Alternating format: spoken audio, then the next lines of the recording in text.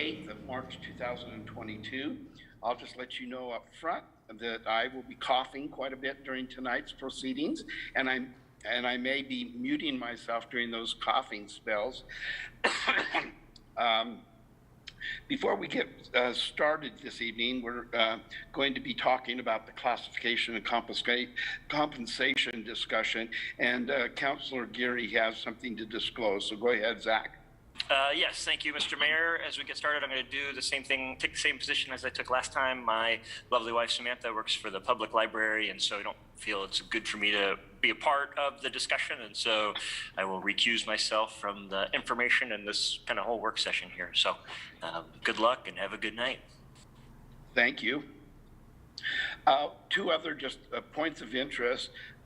We want to thank Council President Drabkin, who is 3 hours ahead of you guys. So it's bedtime for her, but she's with us, and she's going to try to be with us the majority of the evening, but she has a full schedule tomorrow and has to get up early, and this would make it 3 hours earlier. And I'm one time zone away, and I'm doing fine, other than I'll be coughing a lot. So with all that being said, I'm going to call on our Human Resources Manager, Kylie Bayer, to introduce our topic and lead the discussion this evening. Kylie? Thank you. I've got my screen shared. Can you all see my presentation slide? Mm-hmm. Okay. So thanks for joining me for Class Comp 2.0. The purpose of this presentation is to really provide additional information to the City Council following the January 25th presentation. So there were some really great questions asked by our counselors, and I'm here to kind of respond to those and also provide an overview about the project. So I want to remind the council that the project goal here was to adjust our classification structure and base it off of an objective methodology, and then also to develop salary ranges that are based on internal equity and also competitive pay within the labor market. So we went through a very large process to get here. And now we're ready to share our results and have a few options for the council to consider this evening. We are recommending that the council approve use of one-time dollars to adjust wages for the fiscal year that we're currently in, which would essentially adopt the proposed salary ranges and subsequently our recommended classification plan. I will go through a bunch of different slides, but that's kind of the goal of tonight, and that was our goal of our project. So the objectives for tonight's presentation, and if any counselors have a question, feel free to raise your hand with the raise hand feature, or just jump in. I might not easily see you, so feel free to just jump in and interrupt and ask a question. That's totally fine. Kylie, I'll keep my eye on the screen for that too. Great, thank you. So the objectives for this evening's presentation, it's an informative presentation. You will have the opportunity to make a decision during the regular council meeting, but this will be informative. I'm going to review the project thus far. I'm also going to do kind of a 101 on the Oregon Equal Pay Act. That was a question that came up at the end of January. Respond to some additional questions that we heard in that presentation. I'm also going to review the primary reasons why we need to complete this project and kind of get it over the finish line, kind of our why, and then review the options for consideration by City Council. The final slide that I have just explains what implementation might look like for any of those options. All right, so thus far, the city retained Gallagher Benefit Services, Inc. to carry out this work. We asked them to help us rework our classification structure for the majority of our general service positions. We didn't include every position at the city.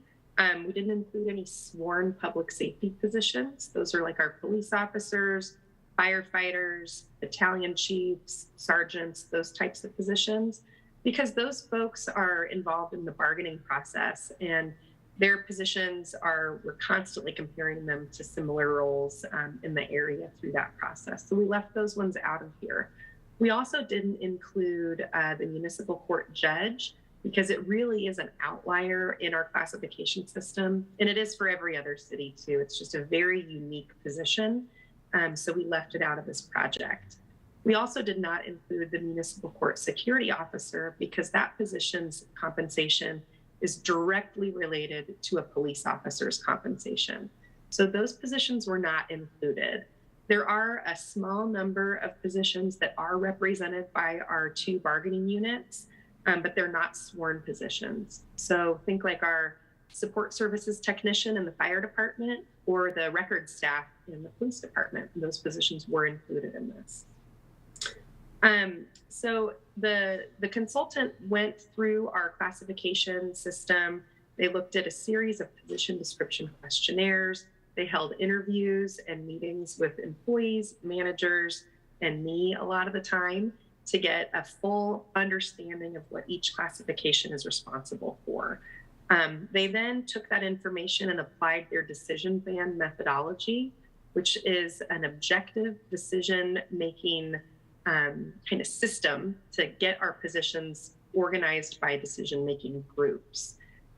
If you look in the staff report in the packet that was sent to you, you would see on the salary schedules, there's A band positions, B band, C, D, E, and F. The A band positions are those entry-level positions where the decisions they make are really defined. There's defined parameters that help employees in those roles make the decisions they make every day, all the way up to the F band, which is a policy level decision. That's something reserved for a city manager, a CEO, or president of the company. And then all around, kind of in between those, is the different levels that you would see for individual contributor positions, mid-level managers, department heads, etc. We also worked with Gallagher to develop new salary ranges, and they went ahead and looked at our current structure and saw that our salary ranges are quite narrow. If you look through the regular budget, you'll see our salary ranges in there. They're also up on our city website. We usually just have 6 steps for any position, which means after 6 years of employment, you've reached top step, and there's really nowhere else to go unless you change your job or exit the organization. What the consultant found was that a lot of other organizations have wider salary bands with more steps. So it gives employees more opportunity for increases over their career with the organization. The salary ranges were developed using reputable and tested salary data. It's a compensation best practice to do so. A lot of times you might say, oh, I'm going to go look at the city engineer classification at a neighboring city, and that's probably the same as what we have. And it's really maybe not is the same. And so it's helpful to work with published reputable salary survey data that demonstrates not just a job title, but the actual work being performed by a position. And that helped to develop the salary ranges that they presented us with. We looked at 37 key positions in our organization to come up with a salary structure. Those 37 positions represent 75% of our employees. So a really broad swath of employees' positions were represented in the development of our salary structure. We then took that information and kind of spread it out across the full structure based on that decision band methodology. As such, now we have our recommended salary ranges. We also had an appeals process where employees and managers were able to take a look at where their positions shook out in the classification structure and to let the consultant know, we think you didn't get it right. We had almost 50 appeals filed. There was a large number of those filed, and the vast majority were very minor, though some did result in changes to their placement in the structure. Only 7 of the positions were classified as a major appeal, where the consultant had to either meet with me or meet with a manager or really go back and review that classification information closely. The appeals were finalized at the end of February, and I was going to send everything out to staff last week, but I was out sick, so I'm working on that this week. But we've got our appeal recommendation finalized, and we're ready to move forward on that. You'll see the timeline of the project on the slide in front of you. I know there have been other department head reports, but it's really difficult to find that in our agendas and minutes. So I know there's been a couple other times that I've mentioned this in city council meetings, but those are the ones that I could find easily in our records. This project has taken a really long time to complete, and it's taken that long for a couple different reasons. One is that we had a change in our consultant midstream. We're using the same company, but the individual that we were working with retired shortly after the initial review of our classifications. And so we began working with a different contact then. So that caused some delays. We also had some budget challenges as we were building this year's budget, and it became unclear if we were going to be able to implement the system at all. So we sort of paused it while we waited to sort of get our ducks in a row on that. And then for me, I'm a department of one, and it's really challenging to manage a lot of HR functions, especially during COVID, which has caused a lot of changes to employment laws. So large projects like this have just taken longer for me to get done. So it's just a little bit about our timeline and where we've been. I believe it was Councilor Peralta who asked about the Oregon Equal Pay Act, which is a very good question. I have a couple of slides I'd like to share with you to give you more information about that law. The law is actually much larger than the two slides that I have on it here. I'm going to focus on the comparable work for comparable character part of the law, but there's also sections of the equal pay law about how job offers are extended, how job applications are structured. There's a lot of different aspects to that law, but for this presentation, I think this is really the most important part. So the Oregon Equal Pay Act defines work of comparable character as work that requires substantially similar knowledge, skill, effort, responsibility, and working conditions, and it's regardless of a job title or a job description. So if we have two employees performing very similar work, they should be paid similarly for that work. There are reasons that a difference in pay is justified under the law, and I've listed those out here. We have a seniority system. That would be an applicable reason for a difference in pay between two employees performing similar work. That would just mean somebody's worked here for maybe 10 years while the other person has only worked here for 2. That would be a valid reason for a difference in compensation. There's also a merit increase. If we have those same 2 employees and one, one is continually getting positive reviews and the other is not, that would be a justifiable reason for a difference in their pay. We also look at things like education level. So, it needs to relate to the position, but if there's 2 employees and one has an advanced degree that directly relates to the position and the other does not, that would be a reason to justify a pay difference. Training is also one of those, which could also look like a license or a certification. So if somebody has one of those or has completed different training than the other person, that difference would be warranted. And then experience. And experience really comes into play more often for employees or new hires that are coming into the organization. So what we don't want to see happen is we hire somebody who has maybe 10 years of experience in the field and they are getting paid much less than somebody who only has 1 year of experience in the field. So we look at those things when we're bringing employees into the organization. We also are looking at them throughout this whole system. Councilor Peralta? Yes. I'm sorry. I think it's Council President Drabkin. I got my people mixed up.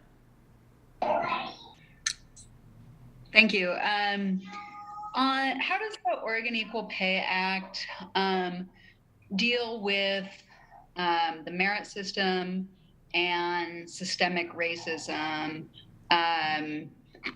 as a non-Oregon based example, but as a broader example of where my question is rooted?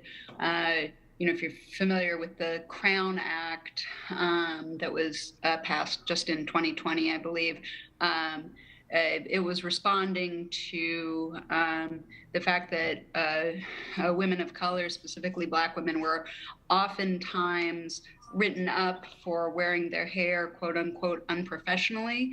And then that the cyclical effect of that, or the long-term effect of that, is that they were being excluded from merit-based systems because their marks or their reviews wouldn't be as high based on something like that. So how has the Oregon Equal Pay Act kind of taken that, those types of things, and addressed them through this broader system? I'm not sure if I have a well thought out answer for that, but I'm going to do my best. And I'm going to switch to my next slide because I think it might be helpful. So the law itself doesn't specify race, gender, or any other type of protected class. It's really all encompassing in that it just looks at two employees or more employees performing the same job. If their work is the same and their pay is not the same, we need to look at a reason why that might be. I'm not sure exactly how the Oregon Equal Pay Act would look at a merit-based system for that. For the city, we have our performance reviews and whatnot. And in most cases, almost all of our employees are at the top step. So we really actually haven't had an exposure for that here. But I'm not quite sure how the law itself would work with like the Crown Act that you mentioned. And I can do some more research on that and get back to you with it. Okay. Any other questions before I jump back in? All right. So like I mentioned, the law doesn't actually specify race or gender or any other factors. It really just looks at the work being performed. And if there's a pay differential, is it justified under one of those reasons under the law? On the previous slide, there were also 3 reasons toward the bottom of the slide. Those really aren't applicable in the city of McMinnville. They're things like quantity or quality of work production. We aren't making widgets here. We're providing a service, so that doesn't count. It's also looking at a workplace location. We're all here in McMinnville, so that doesn't count. But if we were in a larger company that maybe had offices in Portland and in LeGrand and in other areas, that might play into how we would do this.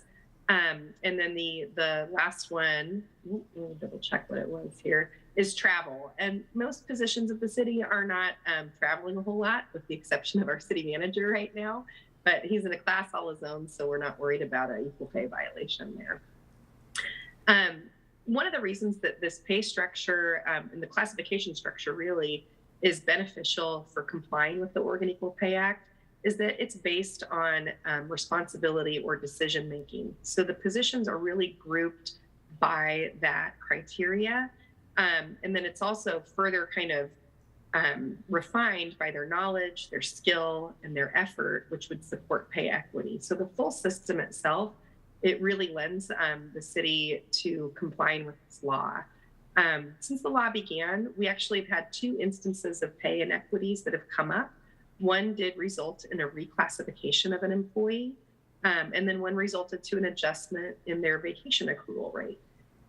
Compensation under the Oregon Equal Pay Act is any kind of compensation. So a leave accrual, an employee benefit, like a health insurance benefit or a retirement benefit, all of those things are considered compensation. So we had those 2 instances happen. They happened quite some time ago and have since been resolved, and we haven't had any since. So we also had some other questions from counselors in the last presentation, and forgive me that these numbers might look a little small on your screen. They are in your staff report in the packet, but I believe it was Counselor Peralta who had asked if we could show this, the recommendations, but grouped by employees who are either, I think, classified or non-classified.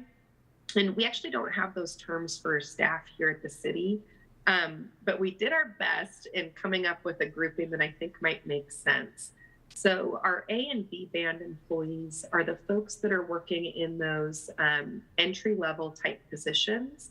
And our C and D band employees are more of the professional positions, It's a lot of our mid-level managers. So in the A and B section, you might find some of our like utility workers in our public works department. You might find instructors from our Parks and Rec department. In our C and D band, you would find folks like our project manager or project engineer out of engineering, or park maintenance supervisors. I'm in there in that D band. A lot of mid-level managers are in there. And then we have our department heads at the E band. And so you'll see it grouped out by those 3 different groups of employees. You'll also see that we have all 5 options laid out, and I'll get further into detail on those in a couple more slides. Option 1 is the staff recommendation of adjusting compensation retroactively back to July 1 of 2021.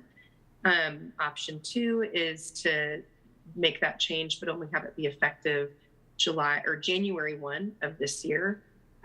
Option 3 is another retro back to July 1, but would not ensure a minimum 2% increase for most employees. Option 4 would be doing that effective January 1.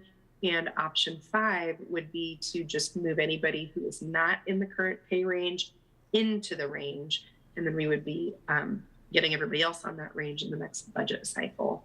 So you can see that the vast majority of adjustments would happen in that C and D band.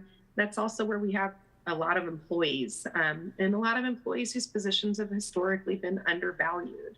And that's why we'll see those numbers a little higher in that band. We also show that by percentage as well, if that's your preference for looking at that information. We also had a question about how departments sustain an increase in personnel costs. And it doesn't sound like a really great answer, but they kind of just have to. And they actually have to do it a lot of the time, not just in like these big market adjustments. That happens when an employee has an annual merit increase. It happens when an employee goes for a promotion and gets that promotion. It can happen if somebody has a reclassification, if their job duties change mid-year and we need to adjust their classification and then pay them more, the department would need to absorb that cost. This also comes up when employees leave. We've had employees leave with big fat vacation banks, and we got to pay that out, and the department is expected to absorb that. It can also come up if an employee leaves as a result of a separation agreement, and there might be a small severance associated with that. The department would be expected to also absorb that. This also comes up when we have historically maybe had an employee in a position who took only the single employee benefits or no benefits at all. And so historically, they didn't cost as much as somebody with a full family benefits. And if we were to hire somebody with full family benefits, the department would be expected to absorb that cost. So it's something we do regularly. This is a little bit bigger scale now because these adjustments are larger, but it's something that we're used to doing here at the city. And if we don't have the revenue or the funding to support the absorbing those costs, then a department or the city would be expected to reduce their budget in a way to absorb the costs. So that could look like a variety of different things. Another question that came up is how can the system support pay for performance? And this project isn't designed to switch us over to pay for performance, but it does set us up to have more opportunities for merit-based increases for our employees. And, historically, we've not been real great about doing consistent performance evaluations. Some departments nail it and they're really good at it. Some are maybe not quite so good at it. But our evaluations haven't had a lot of teeth to them because most people are at the top of their pay scale. So ideally, if we're able to implement this change, we'll be looking at our performance review process and our performance management system to make sure that we're consistent across the board and that we're effectively evaluating all of our employees so that those merit increases are definitely earned. We've also requested, or I've requested in the next budget cycle to add some software that would help support that and make the process easier for managers and employees to provide real-time feedback. That way, those annual performance reviews aren't so scary and aren't big surprises for people, which we never want them to be. So I'd like to talk a little bit about the primary reasons for this project and why the city really feels that it is important to implement this now. One is that employee relations, and we've had a pretty tough time the last couple of years, and our employees have really kind of taken it on the nose in a lot of cases. Our budget was very tight this last year. As such, we didn't offer a cost of living adjustment for our non-represented employees, which means the last adjustment they saw was July of 2020. So that was a long time ago. We also had employees who were really impacted by the furlough program that we did. And while we engaged with the state of Oregon's employment department and did that work share program, it really helped to offset a loss of income. But we also saw a loss of PERS contributions for employees that were in that program. And that's something that, was just a trade-off, and we can't get that back. And then there was also the morale issue where we had employees really trying to maintain service levels to the best of their ability, working a very reduced schedule. Typically it was a 20% reduction in their hours, but there were weeks that it was a 40% reduction. So that was very, very challenging for our staff. And we've seen that show up with a higher than normal turnover rate. And I included information about that in the staff report, but we really are seeing a significant increase in turnover for our staff. It impacts our ability to provide consistent service in the community, and it just makes for a very challenging environment. It's also really, really hard on employees who stay and are then forced to pick up the extra work. It might result in overtime, which some people like to get that extra bump in their pay, but it's because they're working a lot more hours, and that's a big challenge for people. I try to conduct exit interviews with just about everybody who leaves the organization, especially those who leave on a positive note. Don't always get to do an exit interview if you're getting a pink slip, but most employees that have been exiting the organization have indicated compensation has been a factor in that, and that's really troubling to see, and it's also something that I think we can fix. Another reason that this is really critical for the city to change is that this is an extremely challenging recruitment environment. We have had a tough time getting robust applicant pools for almost every position, with the exception of some of our very entry-level roles. I've called out specifically our city engineer, a project engineer, which has also been called a project manager, and even our court supervisor. And we've hired a great court supervisor. And we also had a really small applicant pool to compete with. And while I always say it only takes one good one, we want to see one good one in a big bucket of pretty good ones. And we're not seeing that right now. And we can really attribute that to a change or to a lower compensation rate at the city. Our public works director, and she's recruiting right now for a city engineer and a project engineer. And we looked at some neighboring jurisdictions, and we are way off from compensation for those. And it's really making it hard for us to fill these roles. In fact, for city engineer, we don't have any qualified applicants. So we've had to cancel the recruitment, and we'll be reposting at a later date, hopefully with an adjustment to our salary range. But we do want to see these big applicant pools, and we're just not seeing them for a lot of our recruitments right now, and it's really troubling. Another reason that this is an important project for the city to complete is that it aligns with our strategic plan, and MacTown 2032 really prioritizes competitive and equitable compensation, and achieving this project helps us achieve that goal. Further, the new system is much easier to maintain. It would prevent us from having a complete overhaul like this again in the future.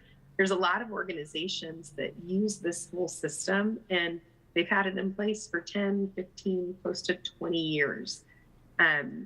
You'd need to do regular maintenance on the system, but we won't have to do something big like this ever again.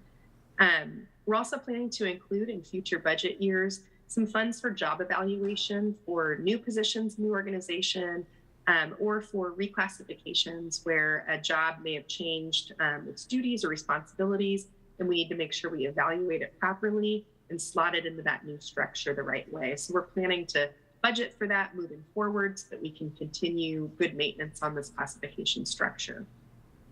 We also plan to conduct a salary survey every 5 years to ensure that wage adjustments occur regularly, in addition to cost of living adjustments, which typically would occur in July of any year. Through the collective bargaining process, you'll see wage adjustments happen for our public safety positions, and those would generally happen every 3 years when we negotiate a new contract. Between 3 and 5 years is a good amount of time to do that. So we're hoping to do this every 5 years and make those market adjustments at that time. So we have some options for the council to consider this evening. The staff's recommendation is option 1, and this option would be effective July 1 of the current fiscal year of 2021. We would be moving each employee to a step on the new range based on a combination of factors, including their current salary, their years of service, and trying to get folks to the midpoint of the range as best that we can. This option would ensure that the vast majority of employees would see a minimum 2% increase to their salaries.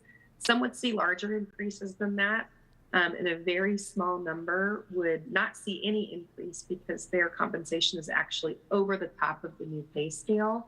But in any of those small number of cases, it's very close to it. So I would anticipate the pay scale would catch up to them in the next year or so. The estimated one-time cost of this option is $560,000. All of the costs are estimated. We would need to go back in and really account for exact hours worked, including overtime, to provide a really accurate picture, but we believe it's very, very close to $560,000. The beginning fund balance for the budget this year supports this recommendation almost 100% of the way. And so it's almost budget neutral, very, very, very, very close. The second option up for consideration would be to do what I just said, but make that effective January 1 instead of July 1. So we would be making this change for just half of the fiscal year. Again, that would result in employees receiving a minimum 2% increase to their salaries, some with a larger than 2% increase, and a very small number with no increase because they exceed the top of that pay scale for their classification. And the estimated cost of this is $280,000. The third option under consideration tonight would be to retroactively move folks to a step on the new range, July 1 of 2021, but not guarantee a 2% increase. So some employees would see very small increases of less than 1%. The estimated cost to do this would be $450,000. So just about $110,000 less than ensuring a 2% increase for the vast majority of employees. Option 4 would be that same one, but just implementing it effective January 1, so for half of the year. And that cost is estimated to be about $315,000. And again, that would not result in a guaranteed 2% increase. Some employees would see very small increases. Others would see larger ones, but most people would see a much smaller increase if we were to go with this option. And then the fifth option is effective July 1 of 2021, moving employees whose current salary is below the starting step in the new pay range. We would then freeze all of their salaries through the remainder of this fiscal year and bring them into the new structure in the next budget cycle. And you would see that as we present the budget to the Council and Budget Committee. The estimated one-time cost of this is closer to just $80,000. So for any of the 5 options that have been presented this evening, and you'll see them as resolutions with attachments and exhibits in your packet, staff would see a wage adjustment on one of their March or April paychecks. So what we would do is make the initial change in their rate of pay, and then over the next couple of months, process retroactive paychecks to account for wage adjustments that would occur up to January 1 or July 1 if those other options were approved. Retroactive paychecks take a long time to process. We have one person working in our payroll department, and he's working his tail off all the time and maintaining regular payroll throughout. So it does take some time to do that. We need to go back and account for actual hours worked, overtime worked, all of that sort of stuff, so that we make sure that we get that accurately before we issue those checks. So it does take a little bit of time. And then the budget for the coming fiscal year will include all the new salary information, and it also will account for anticipated merit increases throughout the year. So we're looking at when those will happen and putting that in the budget, so we'll have a really good picture of compensation for personnel in the next fiscal year.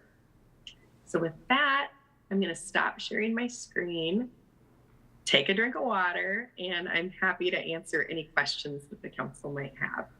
And Jeff, if you wanted to jump in and share anything as well, that would be great.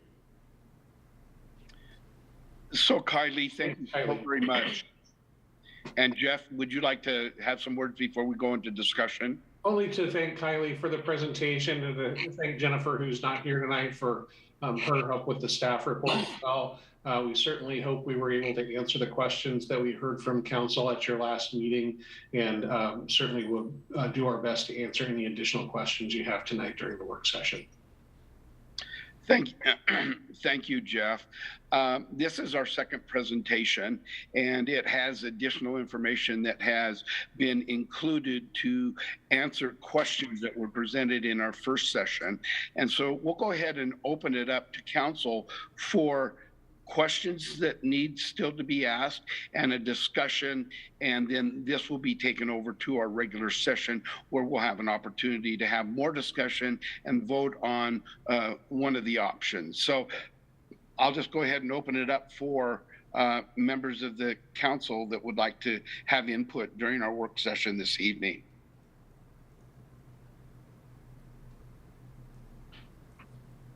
I had a couple of questions, Mayor. Go ahead, Sal. Sure. Thank you. Hi, Kylie. Thank you for your work. I'm viewing this on the phone, so I couldn't review a lot of the slides that you had. But I'm curious, the 2% increase, is that 2% retroactive in addition to, because you said nobody got an increase in 2021. Does that refer to the step increase, or step increase and wage increase?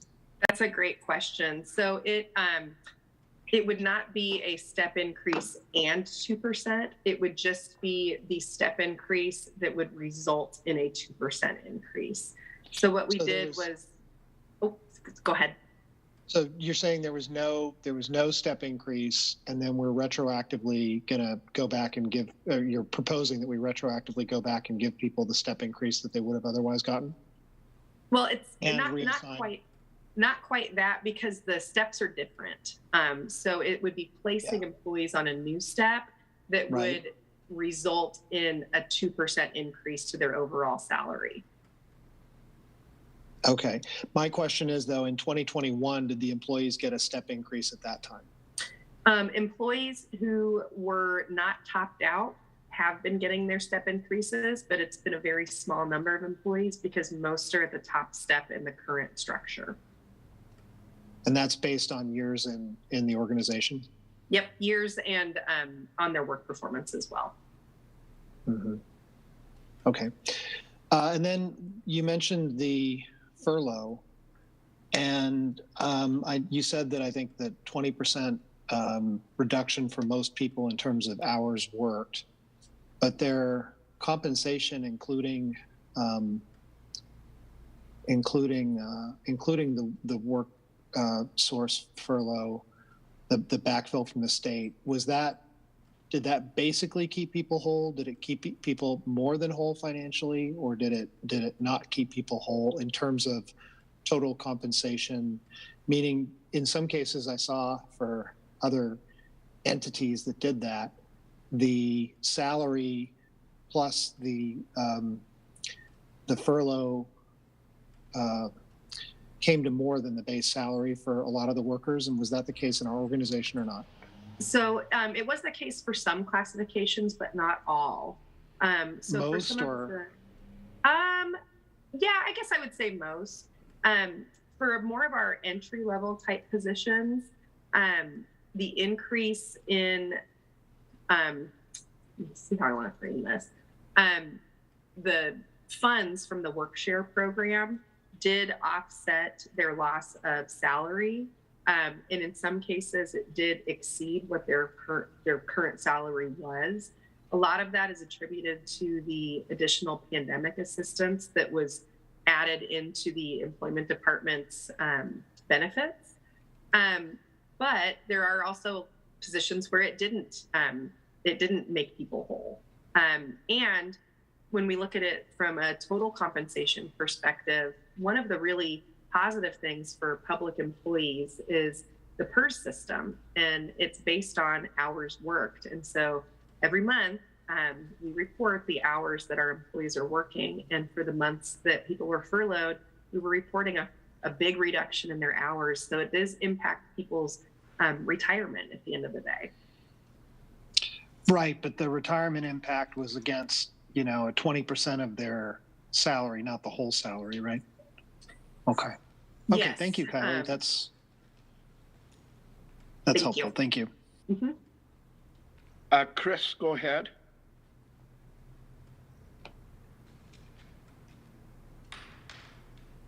Thank you, Mr. Mayor. I had emailed some questions back in January, and I still have not gotten answers to those questions, not in this presentation nor in email. One of those questions I emailed back in January was specifically asking how many employees are in the library. And the intent of that question was there seemed to be a heavy weighting to how much money of this was going to the library department. And I was trying to get a clearer understanding of why that is, to help me understand whether I should be approving this or not. When I'm looking at this, the initial numbers for the first request, or the first tier option, I think was right around $560,000. Over $300,000 was going to the library. So that seemed overly weighted in one department. So I was hoping to get some clarity as to why that is. Yeah. I'm sorry for not getting the responses to those questions. I'm looking through my emails right now, and I think we might have had a miscommunication on staff's end to get the response back to you. So I can send to the full council the actual data about our library department, the number of employees that we have over there. Can you give us kind of an overview why that balance or imbalance, maybe be a better word? Yeah. So, our library director is also on the line, so if she wants to jump in on this, Jenny, you're welcome to do so. It's my understanding throughout this process that we learned that our library employees have been historically undervalued in the organization.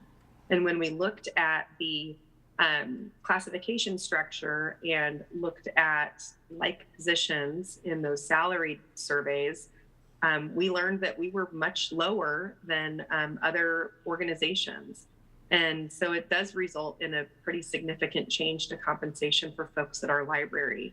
But those positions have been undervalued for a long time at the city, and this recommendation works to make that right.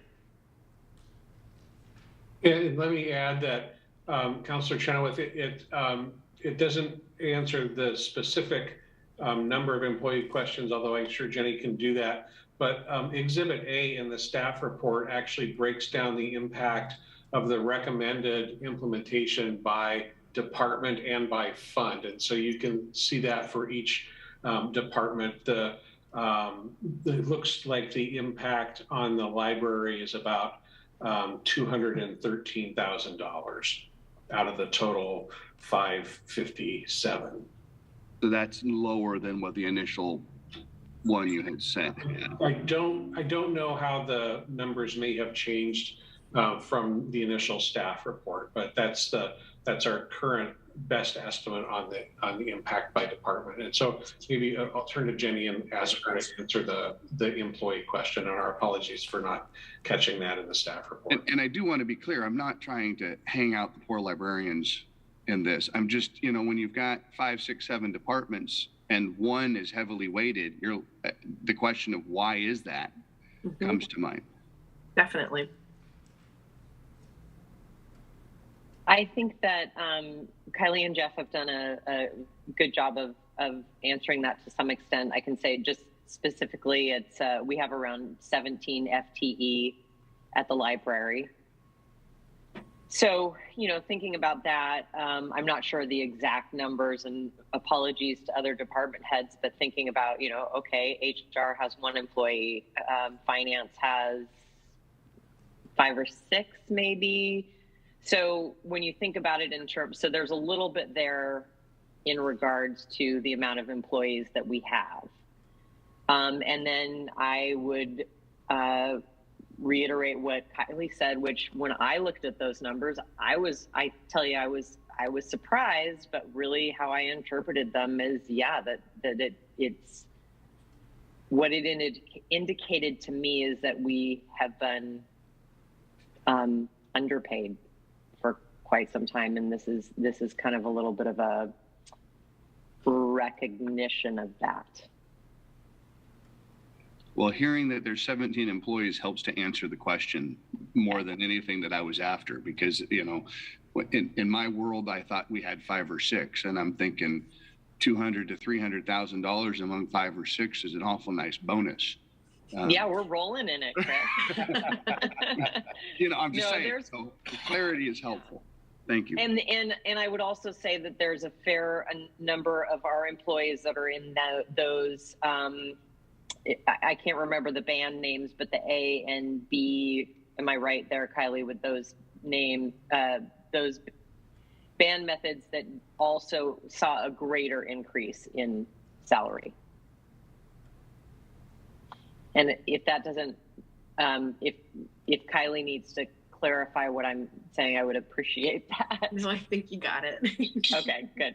And I think between the 3 of you, you have thoroughly answered my question, at least to a 95 percentile level. That's good enough for me. Thank you. Great. Thank you. Thanks, Chris.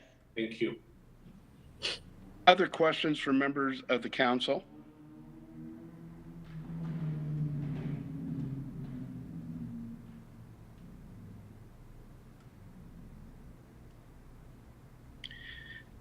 Seeing no hands raised, I think the thorough presentation, and especially the staff report and the in-depthness, both from an HR perspective and a financial perspective, were very helpful for those that looked into that very carefully and studied it. Lots of the questions we had before were answered during that process.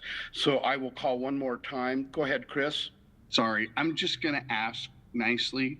Is there any way we can get these slides sooner than 4:45 or 4:15, please? Yes, my apologies for that. I would have liked to send them last week, but I was battling COVID-19 and had a sick week that I didn't plan on. So typically I would try to have those the week before when the packet is posted. I appreciate that. I just got to put the request out every time it happens in the hopes that I can start a trend. Thank you. Okay, I'll ask one more time. Any questions or discussion items from the council? Seeing none, then hopefully that you have enough information as we roll into our regularly scheduled council meeting, that we can have a thorough discussion and come to some resolution on this. And so with that being said, it is 6:51, and I will adjourn the joint session of City Council this evening, and we will reconvene at 7 o'clock for our regularly scheduled city council. Thank you all.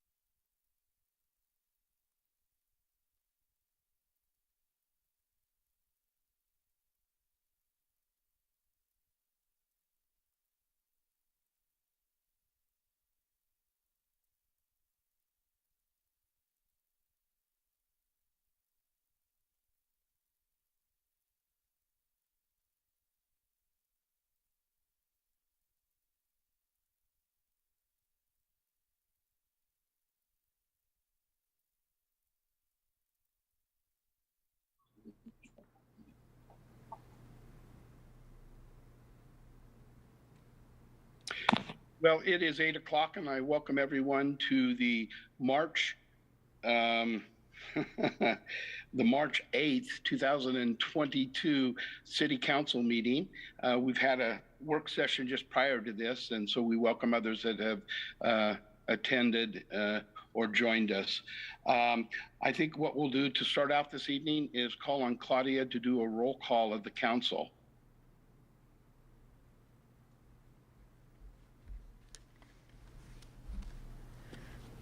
Councillor Garvin? Here. Councillor Geary? Good evening. Councillor Minky? Here. Councillor Chenoweth? Present. Councillor Peralta?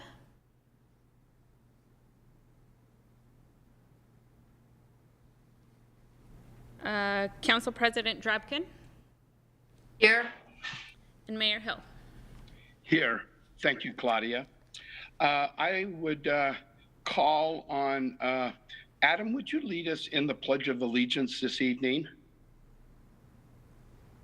Sure, Mr. Mayor. Thank you. I pledge allegiance to the flag of the United States of America and to the republic for which it stands, one nation, under God, indivisible, with liberty and justice for all. Thank you, Adam. I need to switch to another computer. Give me just a moment.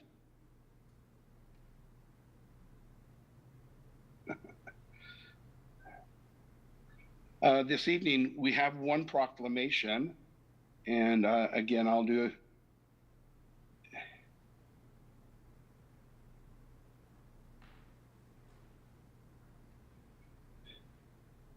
Besides, okay, here we go.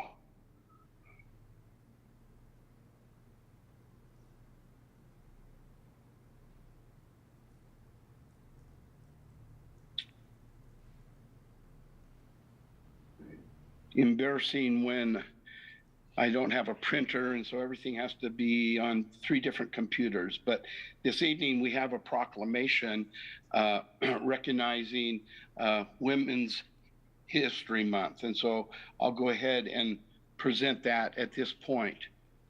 Whereas Women's History Month is a celebration of women's contributions to history, culture, and society, and has been observed annually in the month of March in the United States since 1987.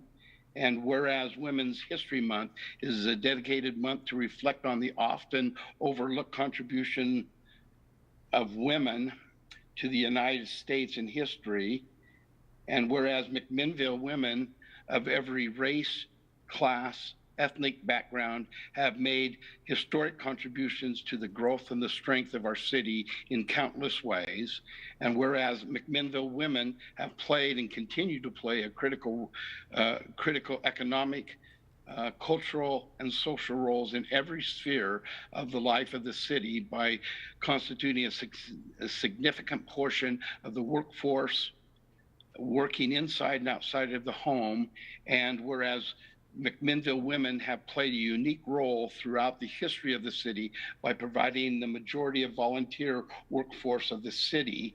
And whereas McMinnville women have particularly importance in the establishment of early charitable, philanthropic, and cultural institutions in our city. And whereas McMinnville women of every race, class, ethnic background served as early leaders in the forefront of every major social movement, social change movement.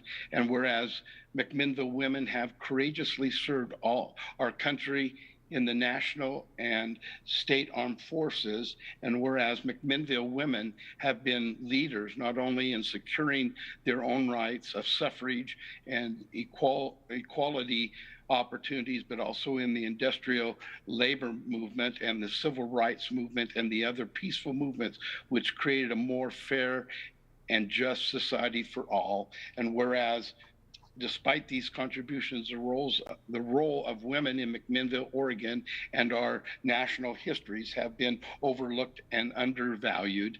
Now, therefore, I, Scott A. Hill, Mayor of the City of McMinnville, do hereby proclaim that March is designated as Women History Month in the City of McMinnville, and do recommend its observance with appropriate programs, ceremonies, and activities. I would also invite all to visit www.womenshistorymonth.gov and www.womenshistory.org to learn more about the generations of women who have left enduring imprint on our history.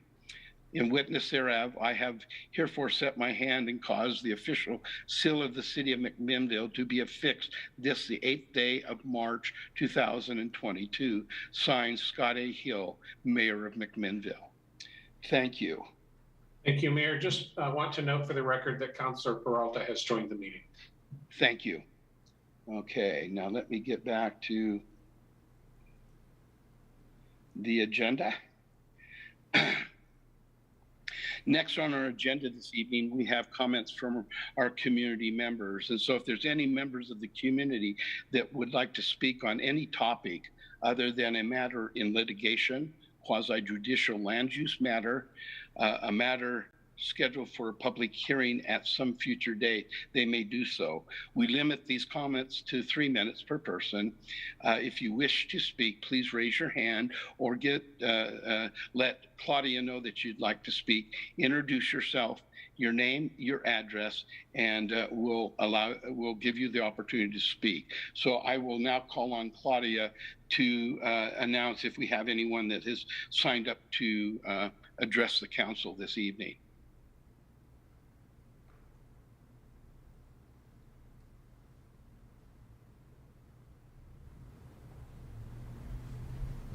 Mayor and Council, it doesn't look like we have anyone for public comment.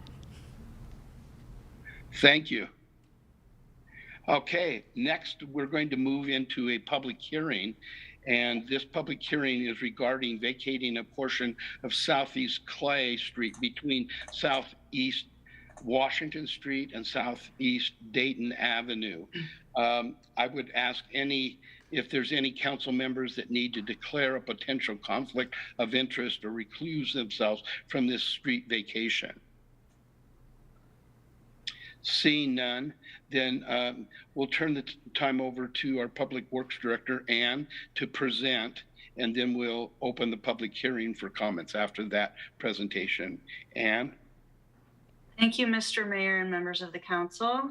As the mayor noted, this is the public hearing to consider a vacation of Southeast Clay Street between Southeast Washington Street and Southeast Dayton Avenue.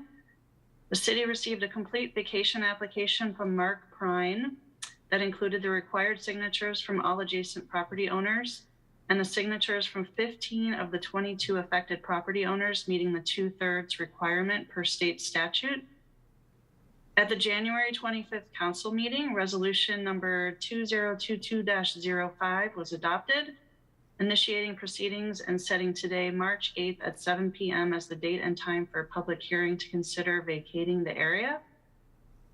A notice was published in the News Register on February 22nd and March 1st, and notice was posted with a sign titled Notice of Street Vacation at the ends of the vacation area, notifying interested parties of the hearing.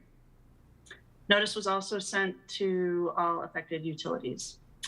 We received a few comments. One comment from the McMinnville Water and Light, noting that they required an easement to be retained over the entirety of the vacated area for maintenance of the public utilities. We also received a comment from the fire department that access and water supply would be needed for future development, and they have indicated that a fire hydrant may be required depending on what future development was proposed or might be proposed in the future. And finally, we received a few comments from city planning relative to the zoning requirements of the area and requiring that the owner retain access to the existing structures. The requirements of these comments have been included in the ordinance that the applicant will be subject to if the council votes to approve the vacation. So I would ask the City Council to conduct the public hearing and ask for any public testimony, and then considering any testimony, I would recommend that the Council consider the adoption of Ordinance number 5111, which is in your packet this evening. And with that, I can answer any questions you might have. Thank you, Ann.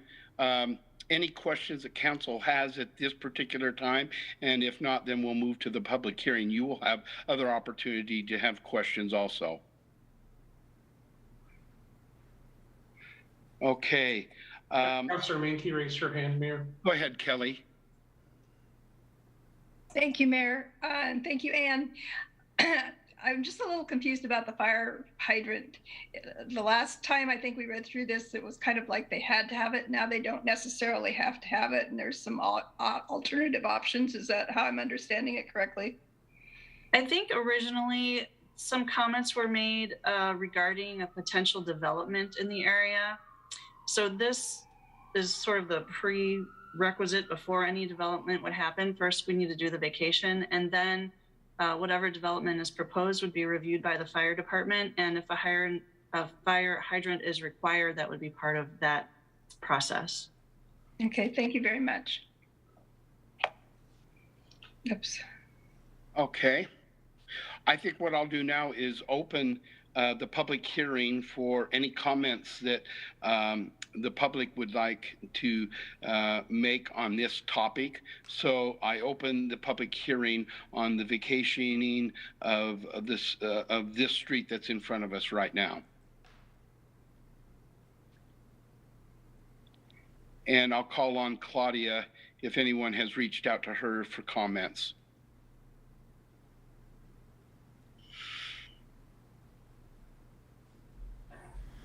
Mayor and Council, I didn't receive anyone to sign up for public comment for the public hearing, or no one's here at Civic Hall as well. Okay, and I'll just call once again for anyone that would like to speak on behalf of this vacationing of a street to raise your hand in the Zoom function.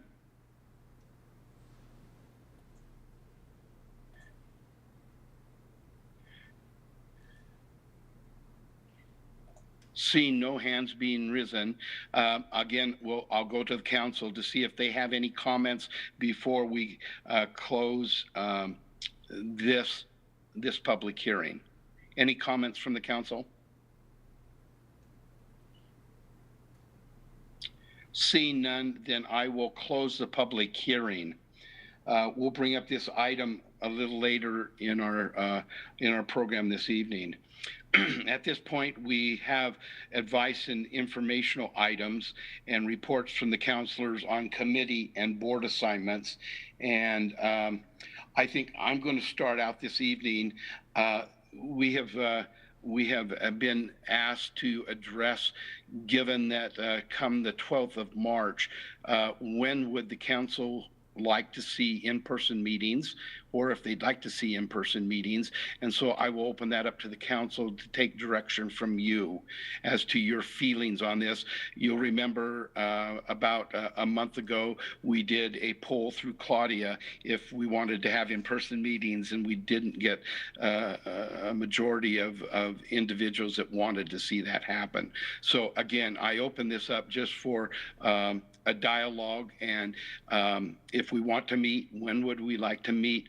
I know that we have the ability to meet, and those that may not want to be in person, we can do a hybrid session so that we could still Zoom in. So Jeff, any other thoughts from that before I take comments from the council?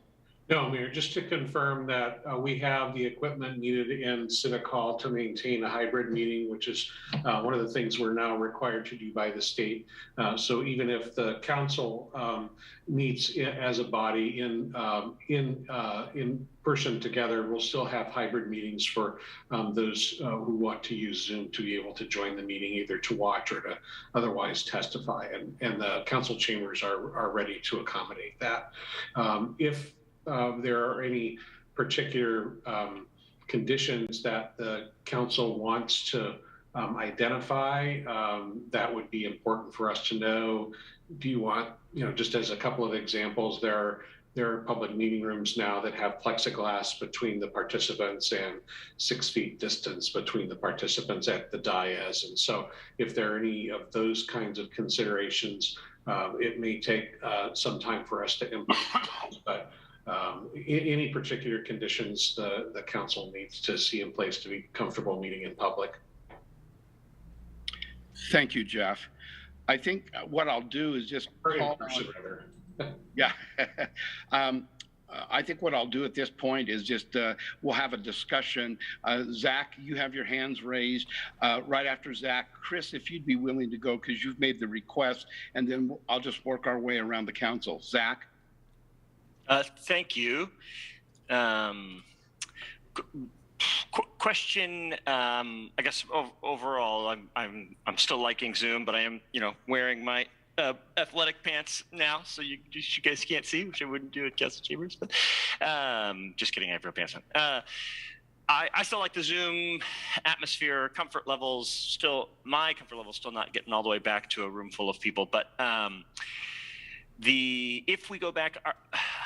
And whether other people have thought about this, but I've thought about it, would we go back to the dais shoulder to shoulder approach, or would we be open to sort of a large horseshoe of tables for a more spread out? I don't, this seems like short of installing glass bubbles, we could do something more spread out and a little less up on high, as our old approach was. Has there been any thought to, if we do go back, what's that setup? Or that's sort of what this discussion is how do you want it to go? Well, Zach, to that point, Jeff and I have talked, and if we felt that there needed to be more room between the counselors, Jeff and Amanda could sit down on the sides and we could utilize that space that typically has been used for the municipal court. So that would give us considerably more room, could almost be 6 feet between each of the counselors, if that's a concern. And Jeff, I think that's what we talked about that would accommodate those concerns. Yeah, I haven't gone out with a measure, but I think you'd be pretty close to 6 feet between council members if you were the only folks seated at the dais.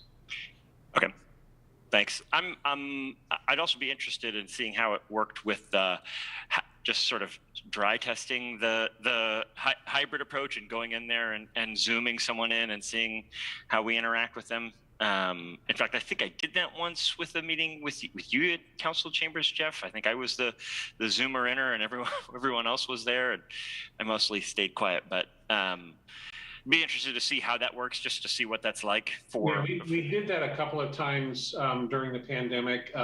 Sound was really an issue, and that's actually one of the reasons we've upgraded the equipment in the building, is to better be able to handle folks who are speaking and not in the council chambers. The problem is feedback if you have too many computers. And Scott Burke's on the line. If you really are curious about the technical aspects of it, he could give you an overview of how the equipment is different now and how that experience, I think, will be a little less clunky than it was in the few sort of quasi-hybrid meetings that we had in the room over the last Got it. Years. That makes sense. I think it might be more of a just see how it feels versus, the tech talk kind of goes over my head. I'd rather just sort of see and feel how it goes. But so those are my 2 cents. I'll defer to others. Thank you, Zach. Let's go to Chris. First, thank you, Mr. Mayor. First, I'd like to say I just looked up Zoomer inner on Google to see if that was actually a word, because I'd not heard that one before, and discovered that Zoomer is actually a word, and I did not know that. So thank you, Zach, for that. I appreciate it. From my perspective, I want to be there. I don't want to put it on anybody else on what they do. That's that. Everybody needs to be comfortable and everybody needs to make their own decisions. But I want to be there. I feel like I can walk into Winco, and I can walk into Walmart, and I can walk into various restaurants. If I can do all that, I just can't justify not walking into council chambers where my constituents can get their hands around my neck if they want to. Hopefully I won't cause that, but I just feel like I need to be present with those who want to take the time to come down and see me. And I feel like so far the process has been one in which those who don't want to be there have held us at bay. And I felt like that wasn't really fair to us that really want to be there. I mean, if somebody doesn't want to be there, I think by law, we have to do it hybrid anyways.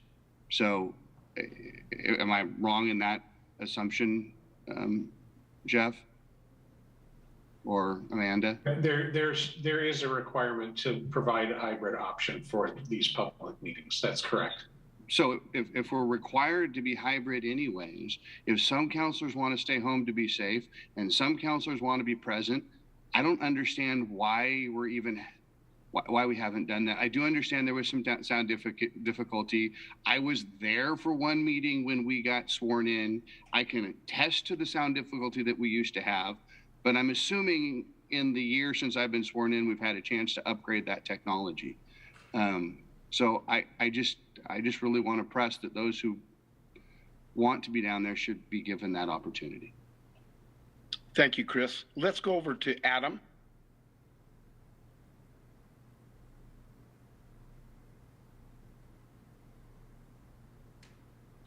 You may still be on mute, Adam.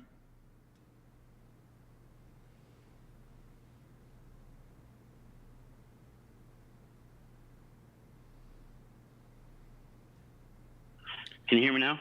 Yeah. Sorry about that.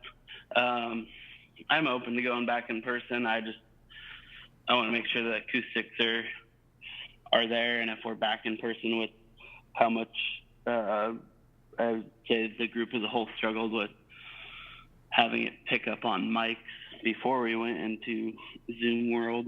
That would be my concern, is that if we are going to go back to in-person, it's without masks, and so our constituents that are on Zoom can actually hear us through our mics, with how much they struggle to hear us just in the council chambers before we went into Zoom world. So if there's consensus among the group that you guys want to go back in, I'm for it. If you guys want to keep Zooming, I don't mind Zooming either. But I would say we should develop a plan to get back into council chambers and in front of our constituents sooner rather than later. Thank you, Adam. Let's go to Council President Drabkin. Thank you, Mr. Mayor. Well, I suppose I won't be attending meetings from New York. And I can tell you my dog's going to be upset. But I'll just have to bring him because he's acclimated to attending these meetings now. I have a number of concerns for a number of different reasons. I mean, I can tell you if we do go back to in-person right now, and I have medically vulnerable people in my life that are severely immunocompromised. And to Adam's point, there's no way I won't wear a mask, especially in a room with, folks that I don't know if they're vaccinated or not. When I previously was having that poor internet connection a few weeks ago, I mean, I had my mask on during that Zoom meeting because I went to a public space for a better internet connection. Councilor Gary can attest to that. I think he watched me across the balcony. I think in terms of attendance, I'm mostly seeing that we have better attendance in our council meetings on Zoom. One of my main concerns is really that interaction will become very difficult with having kind of the hybrid solution, right? We've seen that hybrid formats mostly just haven't worked. They really didn't work for schools. They haven't worked for meetings. And so that's a difficult way, a difficult thing for me to kind of deal with mentally in terms of, how are we going to have a real conversation if you have two people in a room and two people on Zoom, because it's just very difficult. I feel as though I make myself very accessible to our constituents, phone, email. I try to respond very promptly. I am listening to our constituents as much on Zoom as otherwise. And I completely appreciate what Councillor Chenoweth is saying, that if we can go to restaurants and if we can go these various places, that, you know, it kind of takes away from some of the reason why we wouldn't be in council chambers. I definitely felt as though when we return, you know, that we're really signaling to the public that it's a safe time to return. And unfortunately, that safety just isn't equally applied in our society. It's not safe for some people and it is safe for others. So I understand how important this is to Councillor Chenoweth. It is, it's not my desire, but I'm also not going to get in the way of it. I understand. I understand that reasoning. And to Councillor Gary's point, you know, it is 10:30 in New York, and I am in my pajama pants.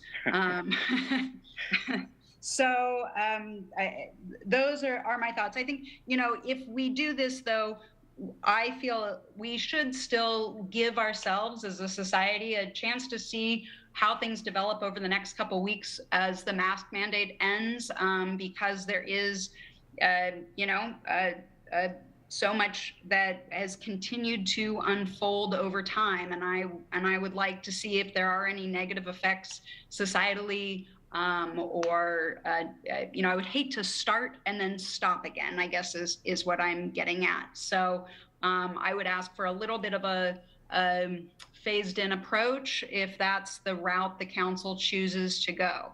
Thanks. Thank you, Remy. Sal, you have your hand up.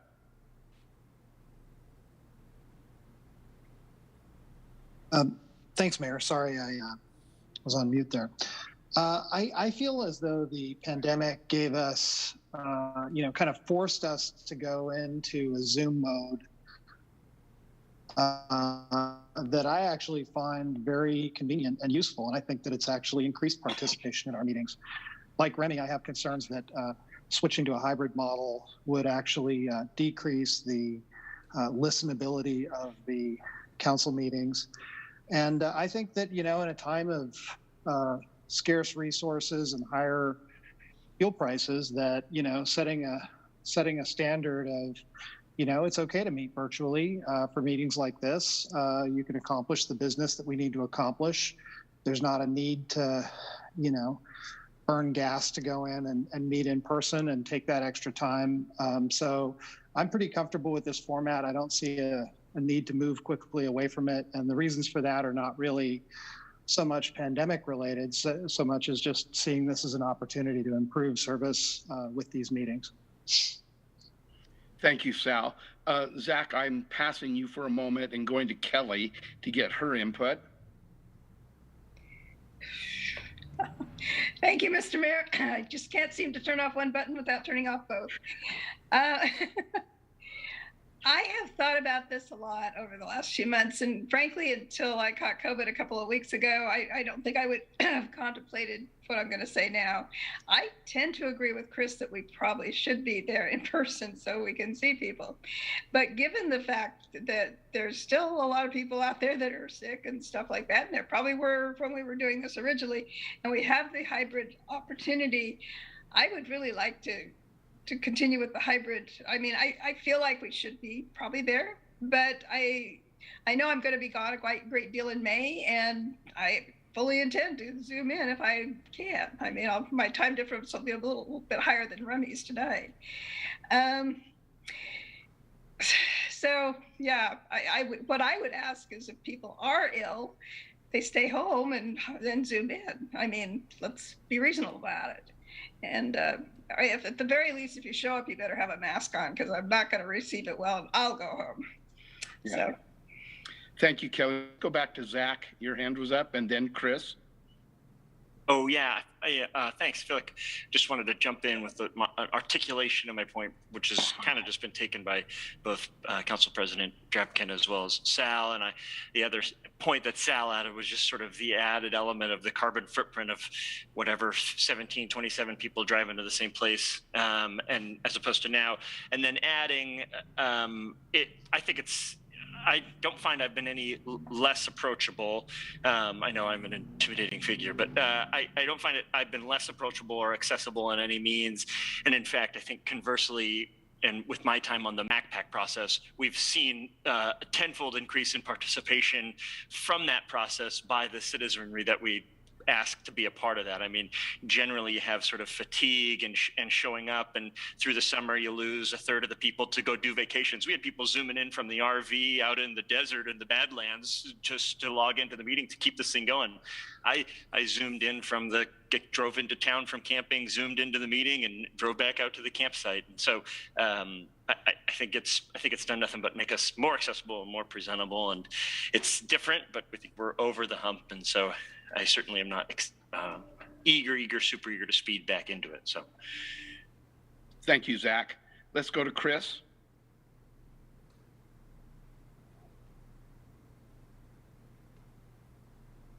Thank you, Mr. Mayor. I'm kind of hearing the discussion revolving around an all or none approach. And that wasn't my intent in my discussion, or at least in my bringing it up. My intent was to say, I want to be down there. If nobody else does, I don't mind sitting down there by myself.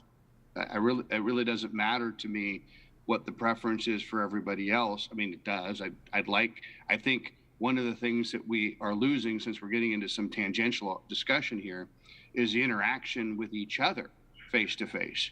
That used to be part of what we as a city council did, and we're not having that time that we would have otherwise. And I think that hampers our ability to develop the relationships to really excel in governance like we could be. But that's tangential to me. I don't want to get into I didn't want to get into a discussion where I'm trying to make the argument why anybody else should have to follow the approach that I think is best. I was trying to stay from the perspective of, for me and what I want, I would like to be down there, and I don't understand fully why, since we have to be hybrid anyways, it makes a difference if I want to be down there by my not by my lonesome. I'm sorry, Claudia will be down there with me, and perhaps the Chiefs. But I don't understand the limitation on why me as a city councilor can't be present in the middle of these meetings. Thank you, Chris. Let's go to Kelly and then Sal, and then if we're done with I'll weigh in on the discussion also. So Kelly and then Sal. I think the hybrid idea is fine. I don't have a problem with it as long as we can hear each other. My guess is we'll probably be on Zoom even if we're sitting at on the dais or wherever the heck we'll be sitting down there. I just personally feel that it's an opportunity for people to meet their counselor. That doesn't necessarily mean that I think I'd probably attend the 2 council meetings and maybe sit at home on the work session or something. I do like the option of having that. Thank you, Kelly. Let's go to Sal. Yeah, my only issue is, how does it affect the usability and the listenability of the meetings? Because I agree with people who have said that, doing the hybrid meetings has really deteriorated the overall quality of the meeting for everybody. And so that would be my main objection, is accommodating Chris's desire to, go it alone, negatively impacts everybody else's experience, including the public. Then I don't think that's a good choice. And if it doesn't affect anything, then I wouldn't have a problem with it. Thank you, Sal. I have a question for Scott Burke. Scott, if we do hybrid and if we are in the council chambers, do we need to be wearing our headsets to prevent the feedback that would be possible that we had initially? Thanks, Mr. Mayor. Good question. No, part of the upgrades that we did, one of the main parts is that the audio system in the entire chambers is now wired into Zoom audio, so to speak. So every meeting is going to be a Zoom call just like this. And the audio that you're hearing in your house or we're hearing in the chamber is coming out of all the speakers in this room. And instead of using your Zoom speaker, you're back to you're talking into your gooseneck mic like you did in previous council meetings. And that's going out to the Zoom. And frankly, the audio part works best. What we lose a little bit of, we found in testing, is right now everybody in this Zoom is a head filling the screen. You're easy to see, you're easy to talk to.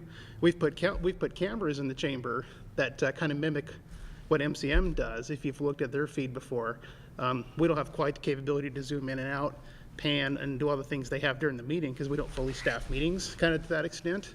But also, when we do, and if we did want to do some test meetings for counselors, we'd be glad to have people, kind of show you what it looks like. We may change some of the setup as we did when we first went hybrid. I think when we first started, we were about 90% there, and it took us a few times to go all the way to 100, and I kind of expect the same model here. So we're open to whatever the council wants to do. Well, thank you for that update, Scott. And then the technological advancement that we've made in the chambers to accommodate hybrid. Chris, I see your hand up again. Yeah, I'm sorry. Thank you, Mr. Mayor. The question that keeps coming to my mind is we have to do this eventually anyways, right? I mean, the law now requires us to be hybrid even when we all get back to chamber. We have to have that option. So one way or another, we're going to be hybrid regardless. Am I missing something? I don't think you are, no. Okay, so to me, given that it's an eventuality, the only question is, do we have our technology ready to go? And I really appreciate your question, Mr. Mayor. And I would say I think, I would have no problem to Kelly and Council President's point. I would have no problem walking in with a face mask, just like I'm at a restaurant, and sitting down at my station with my face mask on, and at least until that point, not having my, going in face mask and taking it off once I'm speaking. I have no problem doing that if that is one of the concerns. I don't want to be face masked the whole time. And I would have no problem with plexiglass between us if that would help alleviate concern. So I just wanted to express those two. Thank you, Chris. Let's go to Remy. Thank you, Mr. Mayor. Is there any cost differential, Mr. Towery, that you can speak to? And then also, how would council return to chambers affect our expectation of staff? Would staff have the same option, or would there be an expectation for staff to return? And then, are there any other effects on or for staff? Thank you. So I can't think of any significant cost impacts to bringing, a bunch of people back into the building. I don't know if they turn on the heat when it's just Claudia and Scott. So maybe the heating bill is going to go up a little bit. I mean, we did invest money into the AV. That was an ARPA funded project that the council approved. So I'm not sure about the marginal cost. We have not really talked through some of those issues. We have a number of our employees who typically attend council meetings live here in town. Others don't live in town. And while we're continuing to maintain flex working schedules, I think we would just try to figure that out and see what works best. We've never required all of our executive team to attend council meetings, even before the pandemic. Just most folks chose to do it. The expectation is that you're at the meeting when you have an agenda item to present. And I think it's realistic to expect that some of those presentations will be virtual in the future, depending on where somebody might be. I mean, if you meet in person in 3 weeks, I'll be in St. Louis, but I'll join you via Zoom. No particular cost issue comes to mind. And, as with any sort of tech fixes and tweaks we need to do as we experiment, we'll also pay attention to the staffing issue. And we'll have a critical mass there. Claudia will always be there. Probably somebody from IT will be there.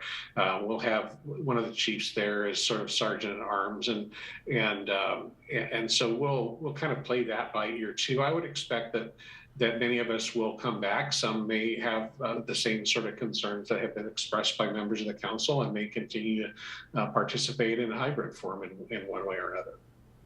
Thank you. And, you're not fooling anyone. Nobody has ever turned the heat on in that building.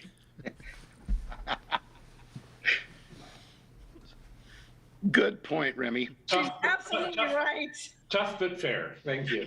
Okay, let me finish the comments that I had.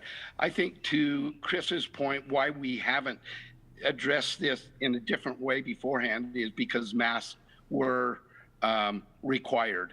And I'll tell you how difficult it is to talk for 2 to 3 hours with your mask on. I've done it a few times and it is just not comfortable. So I think this is the right time to talk about this as we are moving closer to that March 12th governor setting mask aside. It gives us so much more flexibility. Here's the thought that I have is moving after this meeting. So moving into March, there's nothing that would prevent anyone to going into the civic hall to go to council meetings. There's not a mask mandate. You can go, you can do whatever you need to do. This is what I'm thinking, and I'm going to suggest is that given that the hybrid system is working, let's focus on the April the 12th, the first meeting in April, and give it a try for a month and see if all the technology is working the way it needs to. And only those that want to come in, I will come in on the 12th. I will wear my mask as I go into the restaurant, but when I get to the dais, I will not be wearing my mask.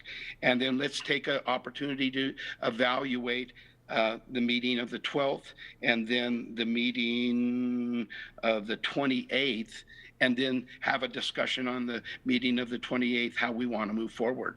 But I'll tell you from my perspective, no one is preventing anyone going into council chambers right now. So starting our next meeting, anyone that wants to go in the council chambers, feel free to do so, because the mask mandate is not going to be in effect. And we don't need to make any other designated required movements of things. I would suggest that initially in April for the 12th and the 28th or 29th, that Amanda and Jeff were to sit down, giving us maximum movement up at the dais. And if we have individuals that are zooming in, and I heard someone's going to be zooming in at our next meeting, then we could even take that chair out and give us more room. And then let's just take a look at April as an opportunity, and then the last meeting in April, make a determination how we want to move forward. Do you feel comfortable with that? I need a clarification, Mayor. You said the next meeting, but we do have March 22nd. Were you intending to give the opportunity to come in on March 22nd, or were you looking at folks coming in on April 12th? And we can do either from a staff perspective. I just wanted to be clear which meeting you were talking about. Okay, the last meeting in March is to be a Zoom, but anyone that wants to go in and utilize the hybrid nature, do that. And I'm just calling for those that feel comfortable on the 12th of April, and then let's see, the 26th. Well, we also have a work session on the 20th. Yeah, and I think right at this particular time, let's keep work sessions on Zoom. I find them, I'd like to look at people that are speaking on Zoom, and then I would just like to take those two opportunities and do another evaluation. And I think we'll have much more insights into that. And anybody that doesn't want to come in and do that, then they can do it hybrid, and we won't hold it against anyone. We can do that, Mayor, although it's my job to make things more complicated, so that's what I'm going to do right now. Your April 20th work session is scheduled to be training with Juliet's House on child abuse recognition and prevention. We're providing that training to you in part because you're now mandatory reporters under the state law. And the Juliet's House team feels very strongly that that training is best presented in person. And so our plan would be to not set it up like a normal council meeting, but to give people plenty of space and set it up as a training session. So that April 20th meeting, we are encouraging folks to be there in person so that they can get the most out of the training experience. And we will set you up in sort of a safe distance training setting as opposed to clumped up at the dais together. So with that caveat, Mayor, we can accommodate however the council would like to move forward. Okay. Okay, I've heard 2 months mentioned as this work session. Is it March 20th? The April 20th work session. The April 20th work session. Okay, so your Wednesday work session in April is in person. Thank you for that clarification. Zach, you have your hand raised. Thanks. Sure, that sounds good. A clarifying question, and then on our process, and then sort of a consequent further down the line question. The first question is a technical question because I'm mostly Luddite, but does the hybrid approach where we have counselors in the chamber and some Zoom, is there any trouble when we move into executive session on that, or is that still doable? I would say it is doable. Does everyone have to share in the building have to share the same screen then and kind of huddle up? Or yeah, well, that's a fair point. We have typically adjourned to the council briefing room, the boardroom, for executive sessions. I guess I need to defer to Scott about our ability to sort of maintain a hybrid setting if we have counselors on Zoom and counselors in person. Because the other option is, if you do it at the end of the meeting, which we typically do, we could just clear the building of anyone who's not invited to the executive session and just use the council chambers for that. So there's definitely a way to do that. Before I turn to Scott to answer that question, I will say that I missed this in response to Councilor Dravkin's earlier question. There's an incremental cost. We always have the janitorial staff kind of come in and clean the council chambers after a council meeting where we have people in the building. Obviously, we have not been doing that. So there would be an incremental increase in cleaning costs because we would start to clean that space if we had people in the room on a regular basis. So with that, I'll turn it to Scott to answer the sort of the Zoom and the boardroom question. Thank you. It would be way easier, as you said, there's have to clear the building to schedule the exec sessions for the end of the meeting. If there came to be a situation where you needed to have it in the middle of the meeting, we would just prefer a little bit advance notice, and we could set up the conference room. There's a TV in there. There's a full Zoom setup in there. That would just be a host that we would move over to. We just have to do a little prep work in advance, and the room's a lot smaller, so we just have to kind of do a head count and make sure that the people who are on site are comfortable in the space we have there. Cool, thanks. And then maybe a staff question, since staff kind of oversees and manages the process of our groups and committees. I know Landscape Review Committee has been banging down the door about getting back in person, and I imagine other committees are perhaps floating the conversation and question, where would we be at on that? We actually had a staff exchange on that topic earlier today, and I think we're probably looking at most of those meetings resuming in primarily in-person circumstance. Although we'll still provide, say, planning commission meetings will be done hybrid as well. I think we were looking at probably starting to roll those out in a more in-person format in the month of April. But we also were interested in tonight's discussion to see how that might inform the decision we make about our committee meetings as well. So if I can just further elaborate on that a little bit. From a staffing perspective, it's easier for us to roll it out in April as we are training several new staff and have not been training on the equipment in the civic hall yet. And our committee meetings are staffed by one person who will be doing all the sort of driving at those meetings. And then we're also outfitting the large conference room in the Community Development Center so that we can have hybrid meetings there as well. Our hope is that all of our standing committee meetings will be a hybrid meeting.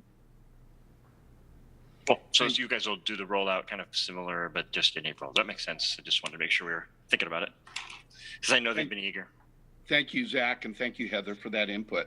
So again, Jeff, I think I've kind of laid out what I'd like to see happen. If we could summarize that and get that out to the council so they can know what to expect in come April. And again, anyone that does not feel comfortable, or as one of the counselors indicated, if you're not feeling well and you're sick, don't come to the chambers. That's common sense now. We all are that way. And remember to wash your hands and all the other things that we've been doing so diligently. Okay, let me just finish up my summary of meetings since we've met last. The MURAC, we didn't have anything to meet with, so we canceled the meeting. I think it was yesterday. MWAC, we didn't have any topics, and that's tomorrow. I'm going to be attending the Northwest Public Power Administration Board meeting in Jackson Hole tomorrow. And I'll be gone the rest of the week representing Mac Water and Light at that board meeting. So I'll go across, and Zach, if you'd like to go first. Thank you. Landscape Review Committee had no meeting since our last DEI committee meets this Thursday, and we'll have new members brought in. And then in sort of just a non-assignment, but other thing that the mayor and I worked on along with staff that has often worked with the school board as we're starting down the road with the superintendent to get a joint city council McMinnville school board meeting on the books, hopefully before the end of their school year. So hopefully that'll come soon. Thank you, Zach. And just to add on to that, I had my first one-on-one with the school district this morning, and that will be happening on a monthly basis. That's something that I've been working on for going on 6 years now. And Debbie was so genuine, and we had such a good meeting this morning. So again, that helps helps us in participating with the school board and keeping one another aligned with what we need to be done. So Council President Drabkin, Remy. Thank you, Mr. Mayor. The McMinnville Affordable Housing Commission met and received updates from our service agencies. Habitat currently has applications for home ownership open. And Encompass Yamhill Valley is running a gas voucher program for all of Yamhill County and organizing a cold weather shelter program. And the Housing Authority of Yamhill County is going to be putting in an application for some LIFT funding that we'll be throwing our support behind. We spoke a little bit more about the construction excise tax. I do believe that is the April 20th work session that we were just discussing for you all to evaluate. I'm very sorry I won't be there, but it's a birthday worth marking, and it's my mom's, and I'm not planning on missing it. So I hope that you very much enjoy the construction excise tax conversation, and I will be celebrating my mom's 80th birthday. Additionally, we started collecting more information from Pat Evans, who started the Turtle Dove program, as we're starting to put those pieces together. And then we had, for Visit McMinnville, our board retreat and strategic planning session. It was a day-long session that went, I think, from 9 to 3. So I'm trying to just pull out a few of my notes here, highlights to share. Generally, the organization has been doing exceptionally well. They've brought in more money than anticipated. They have spent less than they budgeted for, and they're currently planning for exceptional growth over the next 5 years, especially with the addition of more lodging coming to McMinnville. We got some really wonderful data that also showed some of the other effects of those visitors in McMinnville. One data point that I thought was interesting is that visitor spending in McMinnville has increased 80% from 2015, and that is compared with an increase of 14 to 18% statewide. So those visitors that are coming are spending a lot more when they're in McMinnville.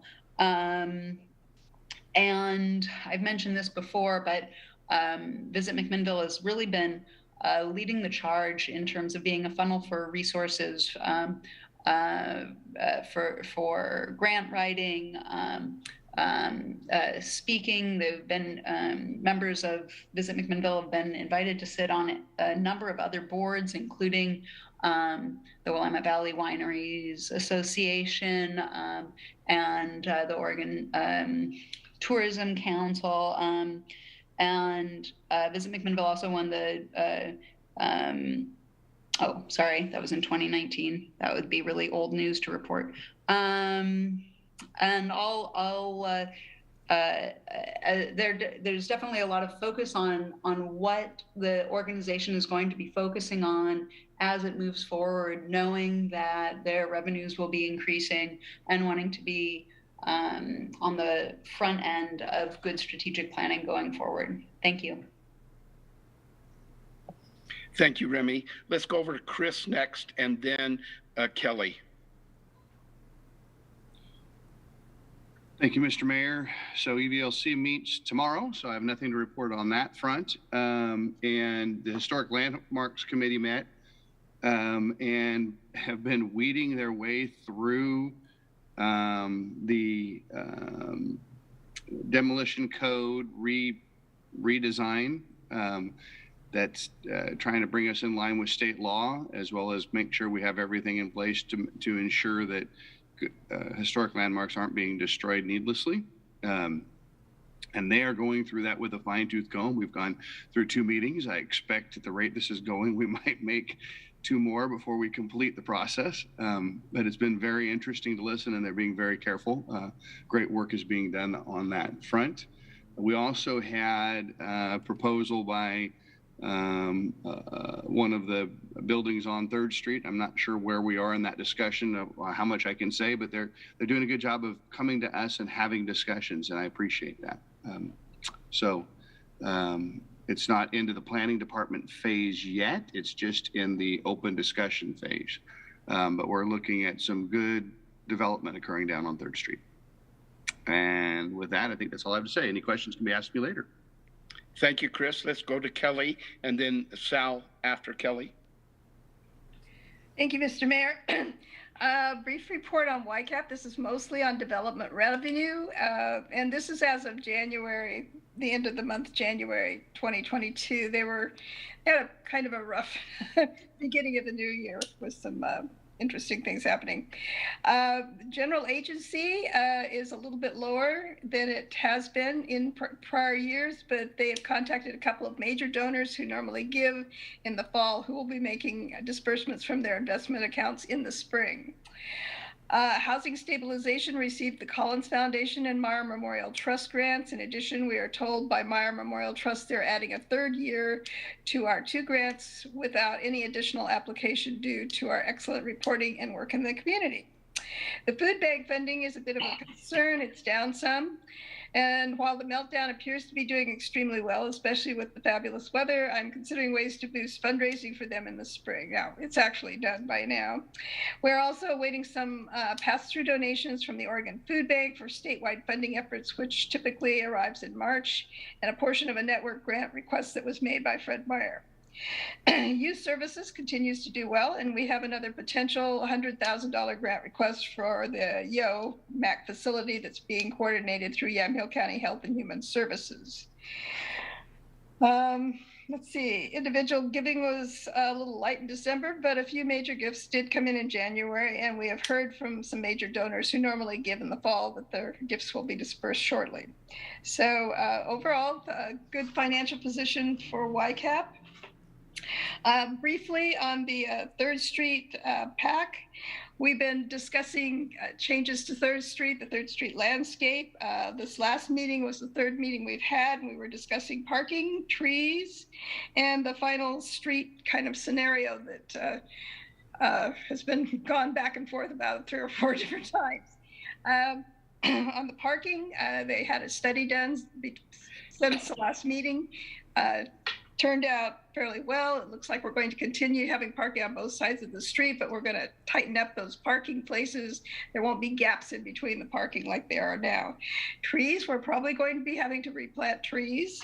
We're working on the more detailed study on that, and that'll be this next month. And we finally kind of determined a final street scenario. It's still a little bit squishy, but it looks like the sidewalks will be widened a couple of feet at least. And it'll be a much better venue for people to walk along the street. So those are just kind of general things. There'll be a lot more detail as we go on. Thank you, Kelly. Let's go to Sal and then Adam after Sal. Thank you, Mr. Mayor. The next Council of Governments Executive Board meeting is the 15th, and so I'll have a report after that meeting. Thank you. Thank you. Adam?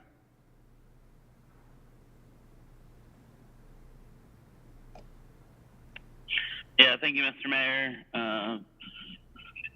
YCOM canceled their meeting for this month. We had a airport commission meeting on the 1st, which was the first meeting we had in quite some time, so it had quite a bit of information in that, and you'll see some stuff coming to us on the dais here in the next council meeting. And fire districting, we had a meeting for polling, or a Zoom call for polling questions on Friday last week with J.L. Wilson and his assistant, and made some headway on that. So we should see some draft questions here hopefully in the next couple weeks, and then we can get on with that once we get through the draft stages. And that's what I have for council reports. Thank you, Adam. Let's move over to department heads. And I know, as Jeff indicated, staff was talking a little bit about meetings, committee meetings, and we've had a few request from the council of what is the status of opening some of our buildings. And so if you in your department report and you have a building, if you could just give a sense of what you're thinking about in opening a building if it's closed at this present time, not holding anybody to what has been said, because we know it's a moving target and we're having some staffing changes. But so Amanda first. Thank you, Mayor. I have nothing to report tonight. Thank you. Anne? Thank you, Mayor. I have nothing new to report other than Heather and I have been talking about reopening the Community Development Center, and we're looking at April 18th. We have a new staff person starting on April 1st who will be sort of manning the front desk. So we want to give her a little bit of time to get trained up. Plus, Heather and I both have some vacation time coming up. So just kind of for timing, it worked out really well for April 18th. So that's the plan as of now, pending any strange changes with COVID or anything like that. Absolutely. Thank you, Anne. Let's go to Heather. Let's go to Heather next. Thank you, Mayor. Just to let people know, the Planning Commission will be having their first public hearing on the missing middle housing residential code next Thursday night at 6:30. It's a fairly big package and impactful to the community, so we want to make sure people are aware of it. Thank you, Heather. Let's go to Kylie. You've heard from me enough tonight, and you'll hear from me again later, so nothing else to report. Thank you. Scott Burke.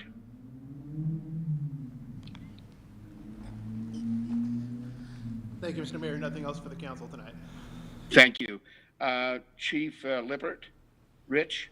Mr. Mayor and Council, just a quick follow-up to Councilor Garvin's report. In our work with Nelson Polling, we gave them copies of some of our information from our implementation study.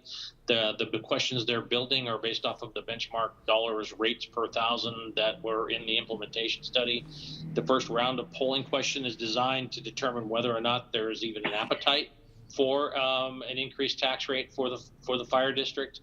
And if that is the case, then they'll be working on a second round of questioning to determine what level of taxing authority would be best or palatable for the city to retain if there were to move towards that agreement or with the consolidation efforts. Once we have the draft questions, we'll send them out to council for them to take a look at before we move further on in the process.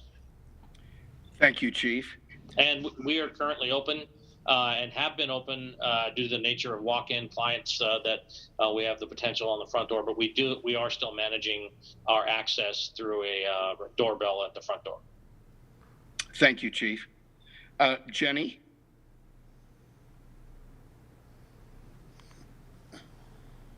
Thank you, Mayor. The library has been open since June of 2020. So please come and visit us. And as of March 12th, masks will no longer be required, but they will be welcomed.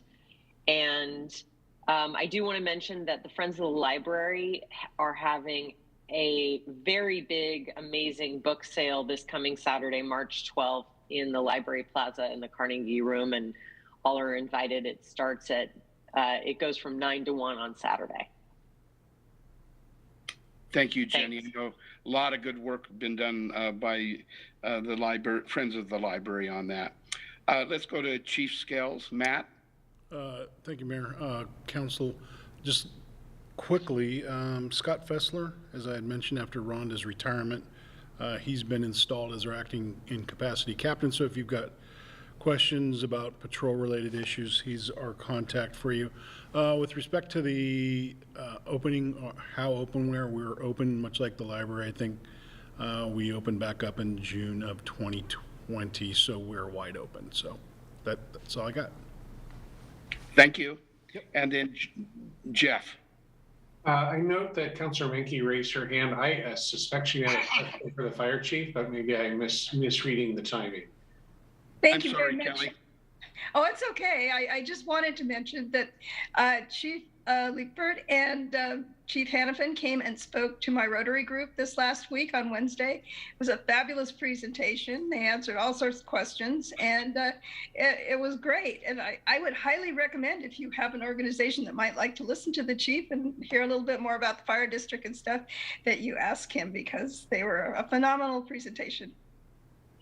Thank you for that report, Kelly. Now back to Jeff. Thank you, Mayor.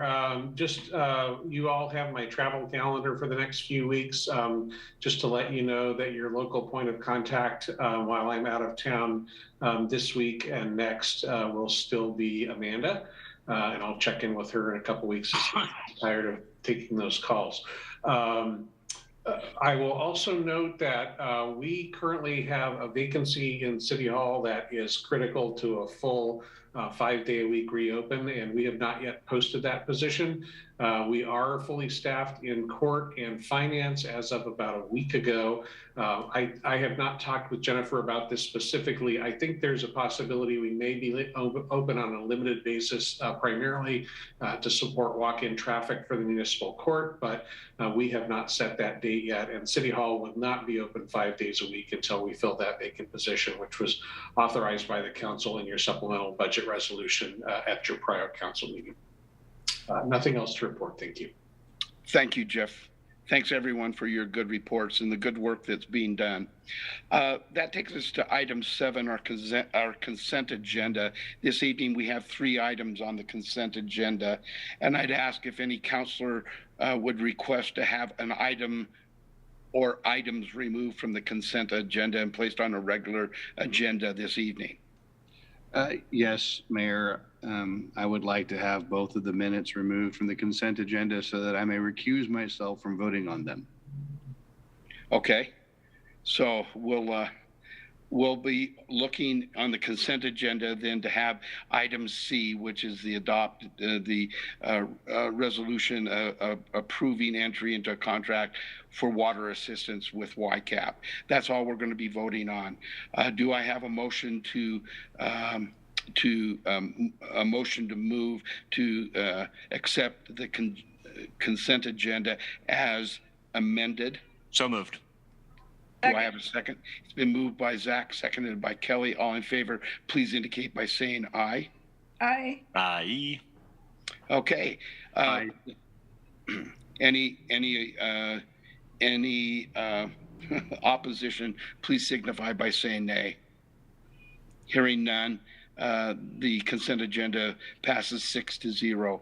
We'll bring the 2 other items, which was consideration of the minutes from September 22nd, 2020 and October 13th of 2020. And we have Councilor Chenoweth in that he wasn't on the council at that point. He's not going to vote on that. Do I have a motion for the 2 minutes? So moved. Second. It's been moved by Kelly, seconded by Zach. All in favor, please indicate by saying aye. Aye. Any opposed, please indicate by saying nay. We have those 2 items passing on a vote of 5-0 and with 1 abstention. Okay, this takes us to resolutions this evening, and our first resolution is Resolution 2022-07, resolution adopting a supplemental budget for fiscal year 2021-2022, making supplemental appropriations. And so what we're going to do is turn this over to Kylie to present. Go ahead, Kylie. Thank you, Mayor and councilors. So in your packet, you will see 5 different resolutions that correspond to the 5 different options that I presented earlier during tonight's work session. Option 1 is the staff's preferred recommendation, but any options are on the table for the council to consider. If there are any other questions that came up between the work session and now, I'm happy to answer those for you. Otherwise, I would turn it back over to the council for your discussion and hopefully approval. Thank you, Kylie. Let's open this up to discussion. We talked about this in the work session, but tonight we have 5 different resolutions representing the 5 options, trying to get a sense. The staff has given us a recommendation on one specific option. And so let's move to Zach and then anyone else that would like to move forward on this. Thanks. Just prior to the discussion and the agenda item, I'm just going to reiterate my position from the work session and prior that my wife works at the library, and so I will be recusing myself from this portion of tonight's discussion. Thanks. Thank you, Zach. I forgot to do that. I remembered on the first one. So, okay.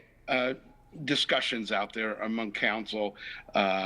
We're looking at a resolution, and we need to pick an option out of that 5 that we had. And this is resolution 2022-07. Kelly, go ahead.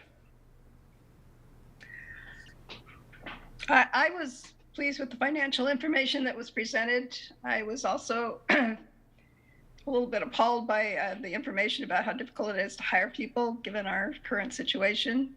And personally, I am all in favor of voting for option 1. And I would like to make a motion as such at whatever time. Okay, thank you, Kelly. Let's go to Adam.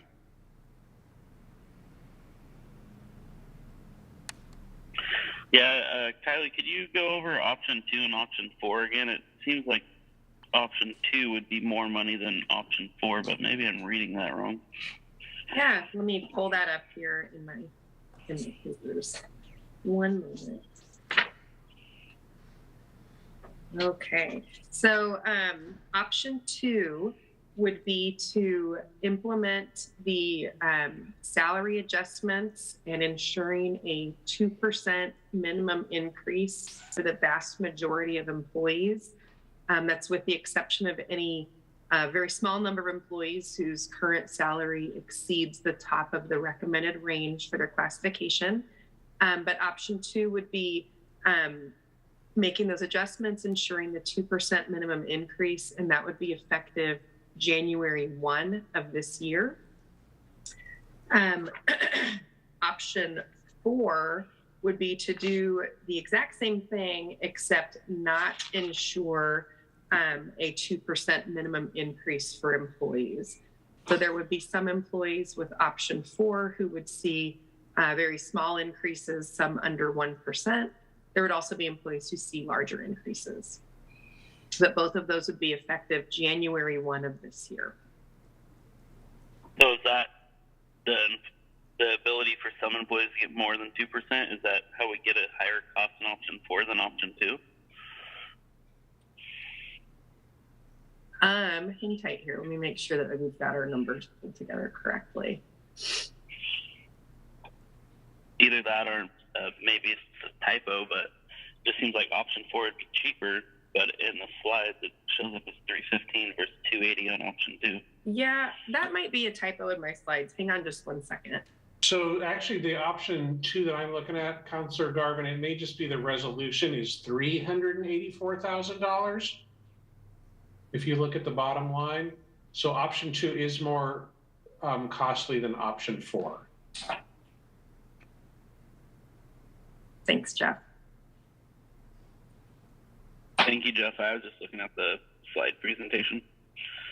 Oh, sorry. I'm looking. There may be a typo in the slide presentation, so sorry about that. Yeah. So in the attachment, Exhibit A to each resolution, it shows the department by department costs and the total bottom line. And so, just for the record, option 2 is $384,277. Option 4 is $315,062.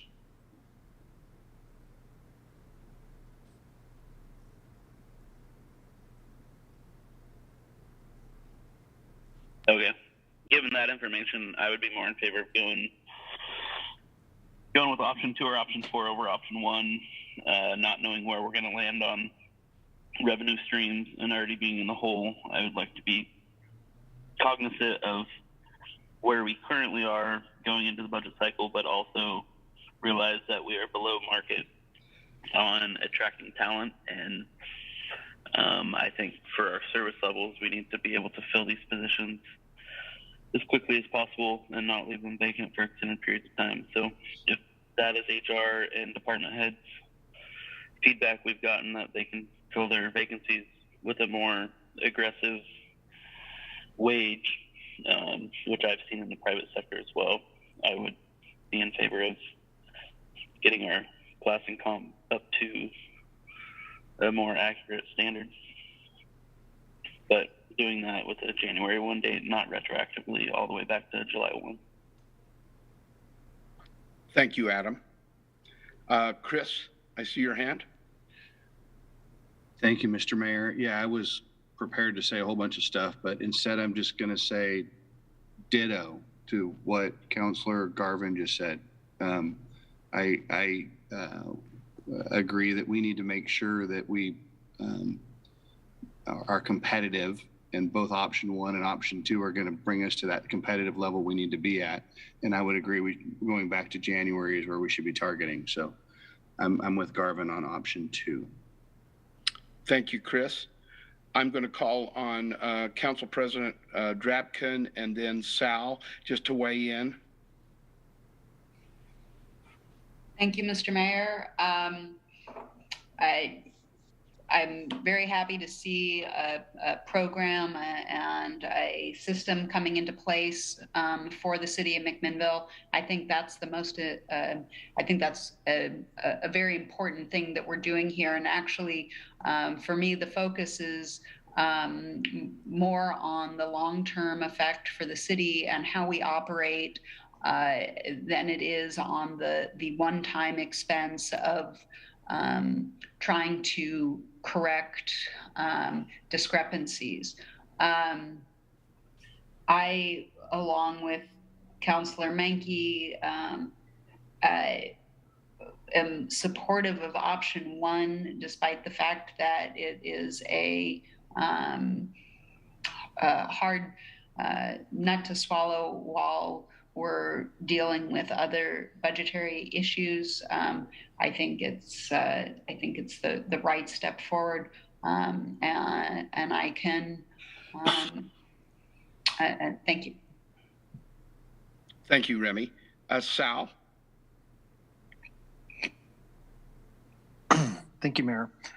Kylie, remind me again if on any of these options, well, particularly between options 1, 2, and 4, are there any positions that would not see any increase? For example, part of the intent of this was to change the step allocation so that people who have topped out in terms of the steps can continue to climb. And candidly, I see the benefit of that, but I also see a cost, which is that it's going to raise the pension costs for the city. And I feel that a lot of people who have kind of maxed out in terms of years are going to be able to retire, continue working for a period of time to pay down the UAL, but also they'll earn both the retirement and the salary. And so I'm kind of wondering, I guess I'm struggling a little bit with getting there on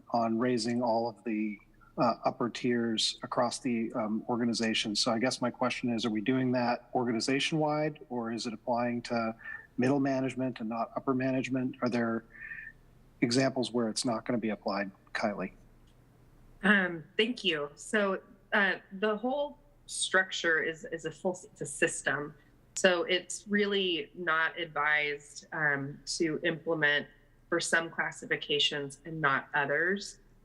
The full structure itself is based on internal equity in between all of the different pay bands. Yeah. Well, my concern is mostly that I feel like in terms of city government, the people who are at the lower salary scales are the people who I think I'm much more interested in helping from an equity standpoint, whereas people who are in, management positions at the top who have much more generous salary and benefits, I'm not as concerned about that. And I guess I'm feeling like my sense of equity raises the floor and doesn't necessarily raise the ceiling. Mm-hmm. I think I understand where you're coming from on that. Jeff, you've got your hand up. So the system only works to provide internal equity if all of the positions in the system are included. And if you essentially carve out the department heads and don't put them into the system, within a short amount of time, they will all make less than their immediate subordinate supervisors. So there's an inherent inequity in splitting out any set of employees, in my mind. Well, city manager, for example, has no comparable. I understand. Right? There's no comparable, and I don't think anybody raises to that level of pay scale. That's right, but we're not talking about my position. We're talking about, you were talking about higher paid management employees, and that's not just me, that's department heads and right. some of our second level supervisors. And what I'm telling you is if you don't include them in this class and comp system, it will be difficult to retain and attract people for those positions. And in a relatively short period of time, they will make less than their subordinate employees. That's what happens if you don't include a class of employees in this system, is it further imbalances any inequity and it disconnects those positions from the market. What I will also do is, in answer to a part of your initial question, I think there are 7 employees whose current wage are above the projected range in which they would land. And they are sort of scattered around the organization. They're not in a particular class, I don't think. They are all relatively close to the top of the new range. And so within probably a couple of years, they would be in a new range, but they would be, those 7 employees would be red circled until the range caught up to them through market adjustments or through COLAs.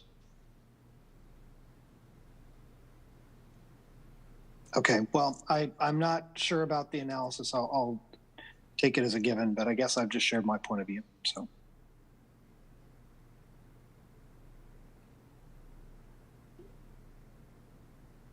Mayor, you're muted. That's what colds do for you when you're coughing all the time. I know I don't vote, but I'm going to just give some insight because I put quite a little time in looking at the current budget. And from my perspective, I see option 1 as the solution to bring equity to the total team. You know, we've been working on the opportunity to look at increased revenues. I feel that that's going to happen. I think the council's said that fairly confidently, that we're going to be moving on that. And as Jeff and I have been working, and Jennifer have been working with Mac Water and Light, it may not be July 1st, but shortly thereafter, we're going to be able to have a stream of revenue. I know that this one-time cost is found in our contingency. It's a part of the budget that we have already voted on. It does affect our ending cash balance, but at the same time, we have generated, or we have found ways of generating more revenue for the future. So as a one-time expense, giving equity and consideration for our employees, I would support the staff's recommendation of option 1, but understand I don't get to vote on that. So I think we have numerous ways to go. I haven't heard one direct solution, and so we could do this by bringing forth a motion and see if we have enough people to support that motion, and we can move down. We need to come to a conclusion tonight if we can. So I open it up. Mr. Mayor, I'd like to make a motion. Go ahead, Remy. Mayor, Council President Drapkin, just want to remind everyone that Councilor Minke has already put a motion on the table, so we either need to follow up with that one or do a different motion. Thank you. Thank you, Claudia. So we will revert back to the motion that was put on the table by Council Minke, saying that after discussion that she that was a motion that she would go for option 1. Is that correct, Kelly? Yes, that is correct. Okay, so in front of us on resolution 2022-7, we have a motion on the table representing option 1. Do I have a second? Mr. Mayor, I would like to, but I do have a process question because okay.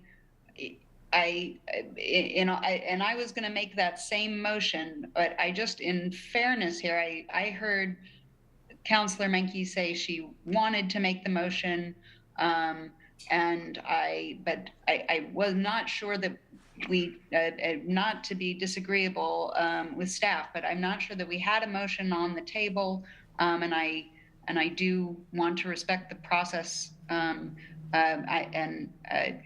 I would either like to second or make that motion, but I don't want to be presumptive that the motion actually was fully made. So, I think if I heard it, Kelly wanted to make the motion when we were done with discussion. So I probably should have gone back to her because she made that, she asked for being able to make the motion when we were done in discussion. But I'll leave it up to the legal minds, whether it be Amanda or Claudia on that. That's how I heard it. Mayor, if someone says I move option 1, then that's what the option is on the floor to discuss. Thank you. Right, I'd like to second. Okay, so we have a motion on the table and a second, a motion by Kelly, a second by Remy to recommend resolution number 2022-07 with option 1. Do we have any comments before we take a vote? Adam? Yes, I do, Mr. Mayor. Just as a point of order, and I feel like I should know the answer to this question, but I just wanted to verify if hypothetically option 1 was to be voted down right now, could we still put forth a second motion afterwards? Yeah, I think we could go through all of the options until we get a preponderance, or at least I think we would only need to have 3, given that we have 5 voting. Is that correct, Jeff or Amanda? Yeah, I'll defer to Amanda, but I think the answer is yes. Correct. Okay, so we'll go through options 1 through 5 until we have 3 that have voted for that option. Okay. Chris? Chris's hand was up for a second. Yeah, he's in or out of the queue. Sorry, Councilor Chenoweth, didn't mean to put you on the spot. I don't mind being put on the spot. I frequently put myself there. Yeah, I was just going to make a suggestion to speed this up and then decided better of it. So we'll just move as we're going. Okay. So in front of us is option 1. And is this, do we do this by, this is a resolution, so this is just done by a vote of ayes, correct, Amanda? Correct, Mayor, but as long as you know, as long as you can determine the numbers, then yes. If you cannot determine the numbers, then it would be totally appropriate to ask for a roll call vote. Let's go ahead with a roll call vote, Claudia, so we know. So in front of us is resolution 2022-7, option 1, and we'll do a roll call. Councillor Garvin? Nay on option 1. Councillor Minke? Aye on option 1. Councillor Chenoweth? Nay on option 1. Councillor Peralta?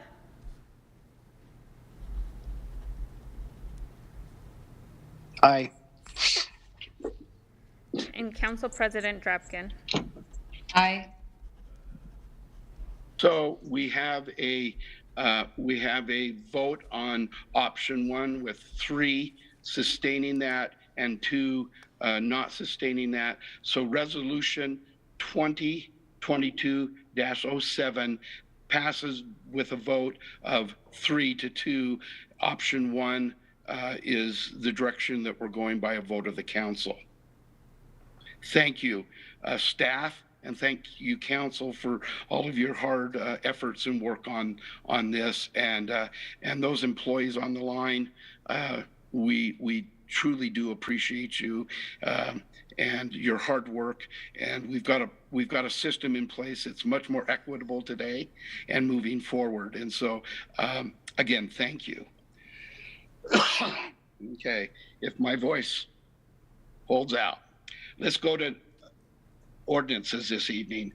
And this comes back, and we'll have Ann speak to us, but this is ordinance number 5111, a ordinance vacating a portion of Southeast Clay Street between Southeast Washington and Southeast Dayton Avenue. Is there any council member that needs to declare a conflict of interest or reclusing themselves from this ordinance discussion? Seeing none, then I will have the city attorney please read the ordinance into the record. This is the first reading of ordinance number 5111, an ordinance vacating a portion of Southeast Clay Street between Southeast Washington Street and Southeast Dayton Avenue, RV 1-21. Okay, we'll call on our Public Works Director, Ann, to present. Ann? Thank you. Thank you again, Mr. Mayor. I'll refer you again to the staff report that's in your packet and the attachments related to this ordinance. I don't have anything further really to add to the report I presented during the public hearing. So unless there are any questions, staff would recommend that you approve the ordinance as presented. Okay, we've had 2 opportunities to hear the basis for this street verification. Any questions before we take a vote?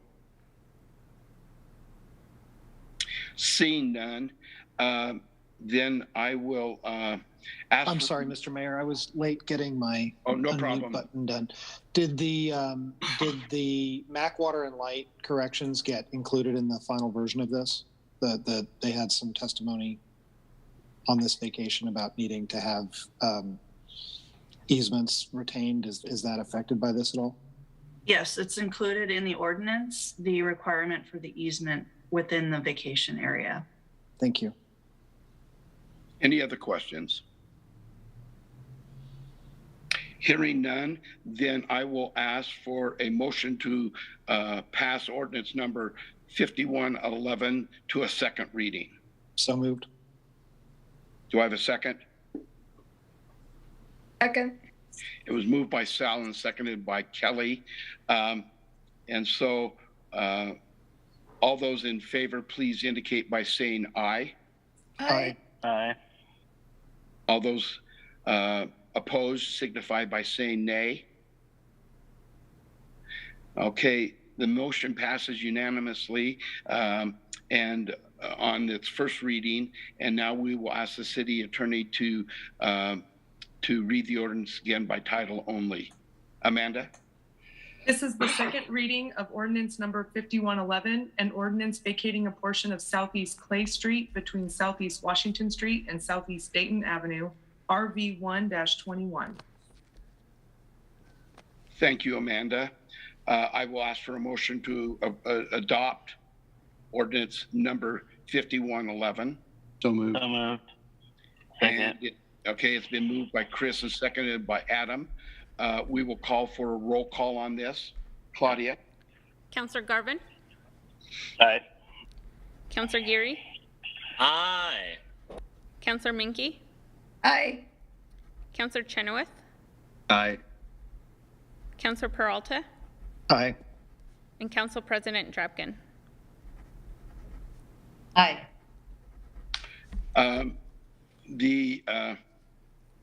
The ordinance number 5111 passes unanimously. So thank you very much for that vote. That concludes our agenda for our city council meeting this evening. I adjourn it at 8:38 this Mr. evening. Mayor? Yes, Chris. Before we adjourn, I'd like to ask a question, if I might. Okay, go ahead. In the past, I understand that we're going to be going and having a meeting in which we are going to be reviewing an employee. It is my understanding that in the past, these meetings have been conducted in public meetings rather than in executive session. And I would like to ask why we are choosing to move it this time into executive session. Well, let me try to answer it since I've had many years on the council. We did have the content of the annual review given to us at our last meeting by a representative of the COG, and all the information that we typically give out at that point came out, and it was a part of public record. What we're trying to do now is go into a session where we can be more direct with the city manager as a council. But we have not gone out of any protocol that we have done in the 12, 17 years that I've been on council. And so, Amanda, have I addressed that completely? Yes, Mayor, and actually we're not supposed to be discussing anything about the content of the executive session in a public meeting. So I would ask the council to refrain from any discussion about either the individual or the substance of what is to be discussed in the executive session. My bad on that. I should have stopped it immediately.